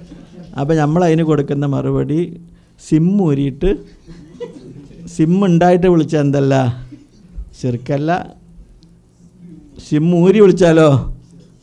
അവിടെ ഒരു കാര്യകാരണം നമ്മളീ ബന്ധിപ്പിക്കുന്ന ഒരു സാധനമുണ്ട്. എന്ത്? അതിനാണ് ഈ കാര്യകാരണം ബന്ധം. ഇങ്ങനെ ബന്ധപ്പെടാനുള്ളൊരു സാധനം എന്താണ് ഇവിടെ? സിമ്മ കേട്ടോ. അതാണ് അതിൻ്റെ മറുപടി. സിമ്മൂരി വിളിച്ചാൽ എന്താവും? ശിർക്ക്. അപ്പോൾ ഇതാണ് പണ്ഡിതന്മാർ പറയുന്ന ഒരു രീതി. അത് ഓരോന്നിനും എടുത്തൊക്കെ. അപ്പം മുഹയ്യദ്ദീൻ ഷെയ്ഖ് റഹ്മത്തുള്ളാഹി അലൈഹി ഇവിടുന്ന് ഒരാൾ വിളിക്കുകയാണ്, ഹയ്യാണോ, ഹാദിറാണോ, ഖാദിറാണോ? 3 ഇല്ല. ഈസാ നബി ഹയ്യാണോ? ഹയ്യല്ലേ? ഈസാ നബി മരിച്ചില്ലല്ലോ, ഹയ്യാണ്. അള്ളാൻ്റെ അടുത്ത് ഹയ്യ അല്ലേ? ഹാദിറാണോ? അല്ല. ഖാദിറാണോ? അങ്ങനെ ഈസാ നബിനെ അള്ളാഹ് എന്തായിട്ടില്ല, നിശ്ചയിച്ചിട്ടില്ല. ഇങ്ങനെ ആൾക്കാർക്ക് 5000 ചോദിക്കുമ്പോൾ കൊണ്ടേ കൊടുക്ക്, എനിക്കതിന് കഴിവ് വന്നിക്കണെന്ന് ഈസാ നബിനോട് അന്തതായിട്ടില്ല, അള്ളാഹ് എന്തായിട്ടില്ല പറഞ്ഞിട്ടില്ല. അപ്പം ഇങ്ങനെ വെച്ചിട്ട് ഓരോന്ന്. ഇപ്പം ജിന്ന് ഹയ്യാണോ? ഹയ്യാണ്. ജിന്ന് ഹയ്യല്ലേ? ജിന്നില്ലേ? ഹാദിറാണോ? നിങ്ങളെന്നെ പറയണം, ഒരു ഭാഗം പറയണ ആണ്, അതന്നെ അവരവസ്ഥ ഉണ്ടാകാം. ഖാദിറാണോ? ഇല്ല. നമുക്കിങ്ങനെ ചോദിക്കുമ്പോൾ 5000 തരാനും വളക്ക് തരാനും ഒന്നും അവരെന്തായിട്ടില്ല, അല്ലെന്തായിട്ടില്ല ഏർപ്പെടുത്തിയിട്ടില്ല. അപ്പോൾ അപ്പോൾ ഹയ്യാണല്ല. എപ്പോഴും ചോദിക്കാവുന്ന ഹയാത്ത് ആർക്കാണുള്ളത്? അള്ളാഹ്ക്കാണ്. അതുകൊണ്ടാണ് നിങ്ങൾ മറ്റുള്ളവരോട് ചോദിച്ചിട്ടൊന്നും എന്തില്ല, കാര്യമില്ല. അള്ളാഹുവാണ് ഹയ്യ് ഖയ്യൂം.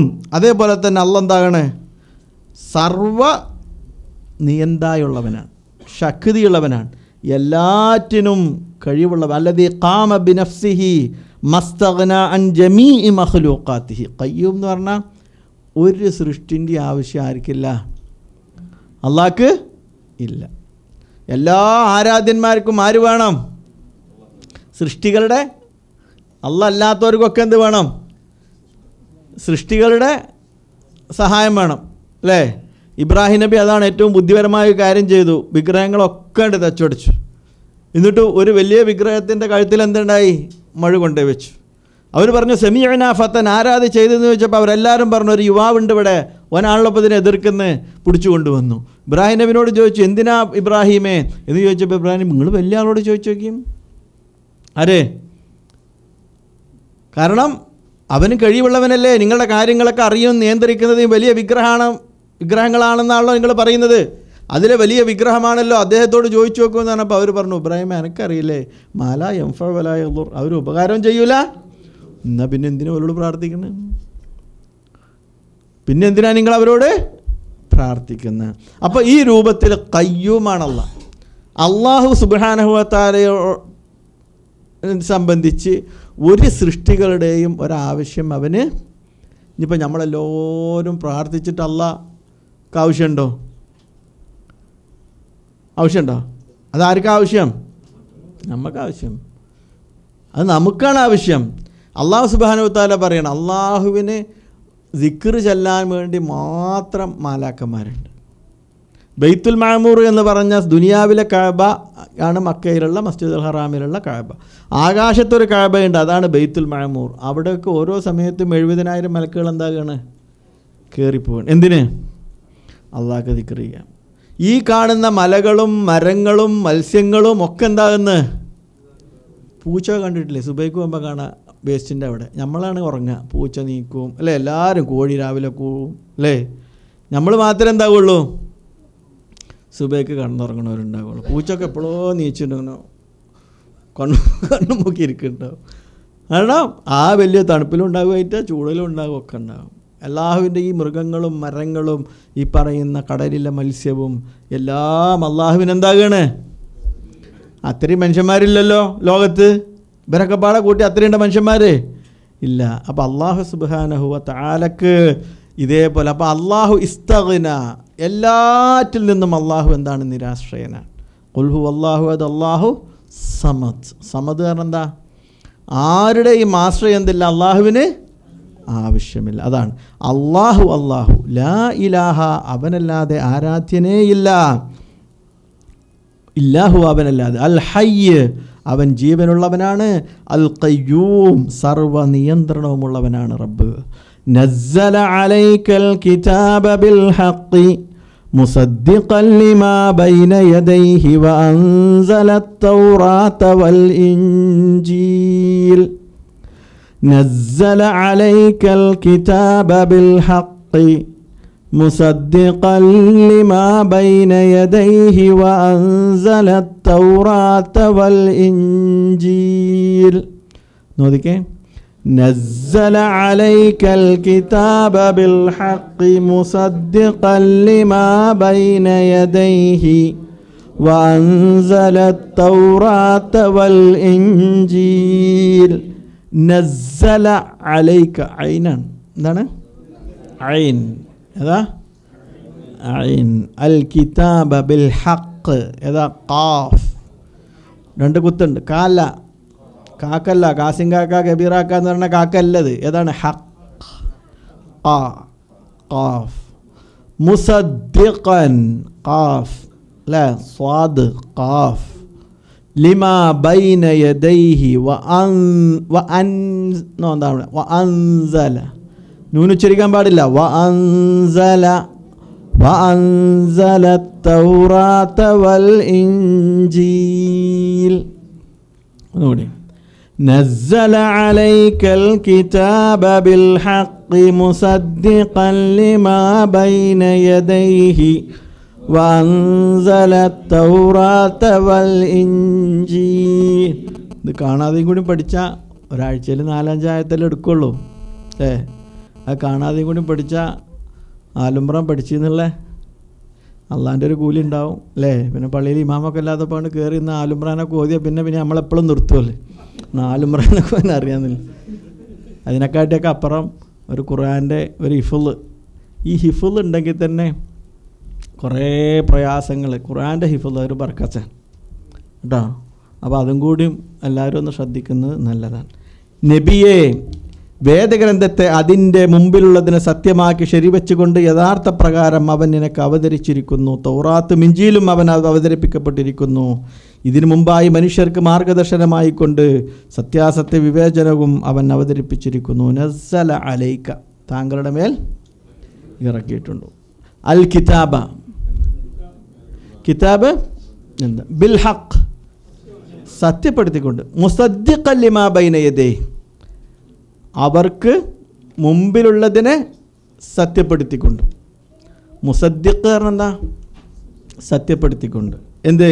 ബിമാ എന്താണ്? മുസദ്ദിഖ ലിമാ ബൈന യദൈ, അവർക്ക് ബൈന യദൈ എന്നാണ്. എന്താ ബൈന എന്താ? യദൈഹി പറഞ്ഞാൽ യത് അവരുടെ മുമ്പിലുള്ളതിന് അവരുടെ മുമ്പിലുള്ളതിനെ സത്യപ്പെടുത്തിക്കൊണ്ടും അള്ളാഹു ഇറക്കി. എന്ത്? വഅൻസല തൗറാത്ത വൽ ഇൻജീൽ, എന്തിനെ? തൗറാത്തിനെയും ഇൻജീലിനെയും സത്യപ്പെടുത്തിക്കൊണ്ട് അള്ളാഹു സുബ്ഹാനഹു വ തആല താങ്കൾക്ക് എന്തിറക്കി? താങ്കളുടെ മേൽ അൽ കിതാബ് ഇറക്കി. കിതാബ് എന്ന് പറഞ്ഞാൽ ഗ്രന്ഥം, അൽ കിതാബ് പറഞ്ഞാലോ ഖുർആൻ. ഒരു സ്പെസിഫിക് ചെയ്ത് നമ്മളിപ്പോൾ ഒരു കലമ് എന്ന് പറയുമ്പോൾ ആരെ പേനയാകാം. അൽ കലമു എന്ന് പറഞ്ഞാൽ ഒരു സ്പെസിഫിക് ചെയ്തിട്ടില്ല, ഇന്നാളെ പേന എന്ന് പറഞ്ഞ പോലെ. അപ്പോൾ വഅൻസല തൗറാത്ത വൽ ഇൻജീല മിൻ ഖബൽ പറഞ്ഞാൽ അതിന് മുമ്പ്. ഹുദൻ ലിന്നാസി, ഇതൊക്കെ എന്തിനാ ഇറക്കിയത്? ജനങ്ങൾക്ക് മാർഗദർശനം നൽകാം. അള്ളാഹ്ക്ക് ആൾക്കാരെ, നിരീശ്വരവാദികളൊക്കെ പറയുന്നുണ്ട് അള്ളാഹ്ക്ക് ഇങ്ങനെ നരകത്തിലിട്ട് ആൾക്കാരെ കരിക്കാനാണ്. ഓനും വന്നത് വേണമെങ്കിൽ കേൾക്കാം, ഓനും വേണമെങ്കിൽ എന്താകാം. ഈ പറയണവനെ നമ്മളാരെങ്കിലും പള്ളിക്കൊക്കെ വിളിച്ചോൻ വരായില്ലേ, നമ്മൾ കേറ്റായ്യ. നിങ്ങളൊന്ന് ആലോചിച്ച് നോക്കാം, ഖുർആനൊന്ന് എടുത്ത് വായിച്ച് നോക്കാം. എത്രയോ ആയത്തുകൾ നരകം കണ്ടിട്ടോ സ്വർഗം കണ്ടിട്ടോ, നരകത്തിലേക്ക് നിങ്ങൾ പോകരുതിട്ടോ, സ്വർഗത്തിലാണ് കേട്ടോ നിങ്ങൾ വരേണ്ടത് അല്ലേ. പ്രവാചകന്മാർ രാവിലെ മുതൽ വൈകുന്നേരം വരെ 23 വർഷം, ചില നൂഹ് നബി 950 വർഷം. ഇതൊക്കെ പ്രവാചകന്മാർ, ഗ്രന്ഥങ്ങൾ ഇതൊക്കെ പറയണം, എന്നിട്ടും ആളുകൾ കേൾക്കുന്നില്ല. അപ്പോൾ അള്ളാൻ്റെ കുറ്റാണോ? ആളുകളുടെ കുറ്റം. അപ്പോൾ നമുക്ക് തന്നെ അടുത്ത ആഴ്ച ഞാൻ വരില്ല എന്ന് വിചാരിച്ച് ഇങ്ങോട്ട് കയറണോ? ഖുർആന് വെറുതെ അവിടെ സമയം കളവാറ്, അവിടെ എന്തെല്ലാം പണിയുണ്ട് വിചാരിച്ചു ഒരുത്തിന് ഇങ്ങോട്ട് വരാതിരിക്കാം. എന്നാൽ അതല്ല, ഒരു പുണ്യമുണ്ട് എന്നുള്ള നിലക്ക് എന്താകാം, വന്നത് പഠിക്കും ചെയ്യാം. ഇതൊക്കെ മനുഷ്യൻ്റെ ആത്യന്തികമായിട്ടുള്ള അള്ളാഹുവിൻ്റെ തൗഫീക്കും മനുഷ്യന്മാരുടെ. അപ്പോൾ അള്ളാഹു സുബ്ഹാനഹു വ തആല ജനങ്ങളെ സന്മാർഗത്തിലേക്ക് നയിക്കാൻ വഅൻസലൽ ഫുർഖാൻ, അതേപോലെ തന്നെ സത്യാസത്യ വിവേചനമായിട്ടും അള്ളാഹു എന്തിറക്കി? ഗ്രന്ഥം ഇറക്കി. അപ്പോൾ ഇതിലിപ്പോൾ ഒരു ആയത്തുണ്ട്, എന്ത്? മുസദ്ദിഖൻ ലിമാ ബൈന യദൈ, അവർക്ക് മുമ്പിലുള്ളതിനെ സത്യപ്പെടുത്തിക്കൊണ്ട്. അപ്പോൾ ക്രിസ്ത്യാനികളൊക്കെ അവരുടെ പ്രബോധനത്തിൽ, ക്രിസ്ത്യാനികളും ഭയങ്കര ശക്തമായ മിഷനറിയാണ്. അവർ പറയാറുണ്ടോ, കണ്ടോ ഖുർആൻ തന്നെ പറഞ്ഞിട്ടുണ്ട് ഞങ്ങളത് എന്തായിട്ടുണ്ട്, ഞങ്ങൾ ഇഞ്ചീലും തൗറാത്തൊക്കെ എന്താണ്? സത്യമാണെന്ന് ആര് പറയുന്നുണ്ട്? ഖുർആൻ പറഞ്ഞത്. അതുകൊണ്ട് മുസ്ലിങ്ങളെ, നിങ്ങളുടെ ഖുർആനിൽ തന്നെ സൂറത്തു ആൽ ഇംറാനിലെ 2-ാമത്തെ ആയത്ത് 3-ാമത്തെ ആയത്ത് നിങ്ങൾ വായിച്ചു നോക്കൂ, ഞങ്ങളുടെ ഇഞ്ചീലും തൗറാത്തും ശരിയാണെന്ന് ആര് പറയുന്നുണ്ട്? ഇവിടെ പറഞ്ഞില്ലേ? പറഞ്ഞില്ല ഇവിടെ. അപ്പം എന്താ മറുപടി? മറുപടി ഒന്നും നമുക്കറിയില്ല, പിന്നെ കാണാം, ഉസ്താദിനോട് ചോദിച്ചിട്ട് വരാം. അതല്ല, മറിച്ചെന്താ? തൗറാത്തും ഇഞ്ചീലും ഇന്നത്തെ വേർഷനാണോ? ക്രിസ്ത്യാനികൾക്ക് തന്നെ എന്തുണ്ട്? ഈ ISO മാതിരിയാണ്. ISOക്ക് ഓരോ വേർഷനാണ് അല്ലേ. 2002 എഡിഷൻ, അതല്ലെങ്കിൽ 2004 എഡിഷൻ, എഞ്ചിനീയർമാരൊക്കെ കയറി. അതേപോലെ 2014 എഡിഷൻ, 9th എഡിഷൻ, ഓരോ സ്പെസിഫിക്കേഷൻ എന്തായിക്കൊണ്ട് മാറി. അതേപോലെയാണ് ക്രിസ്ത്യാനികളുടെ ബൈബിളും, അതേപോലെ തന്നെ ജൂതന്മാരുടെ വേദഗ്രന്ഥങ്ങളൊക്കെ. അപ്പോൾ അക്കാലത്ത് മൂസാ നബിക്ക് ഇറക്കിയ തൗറാത്ത്, ഈസാ നബിക്ക് ഇറക്കിയ അതിൻ്റെ യഥാർത്ഥ കോപ്പി ഇവരെ എടുത്തിട്ടുണ്ടോ? അതുണ്ടെങ്കിൽ അതിനെയാണ് എന്താക്കുന്നത്? അതിലെന്തില്ല, അതിനെ സത്യപ്പെടുത്തിക്കൊണ്ടാണ് എന്തിറങ്ങിയത്?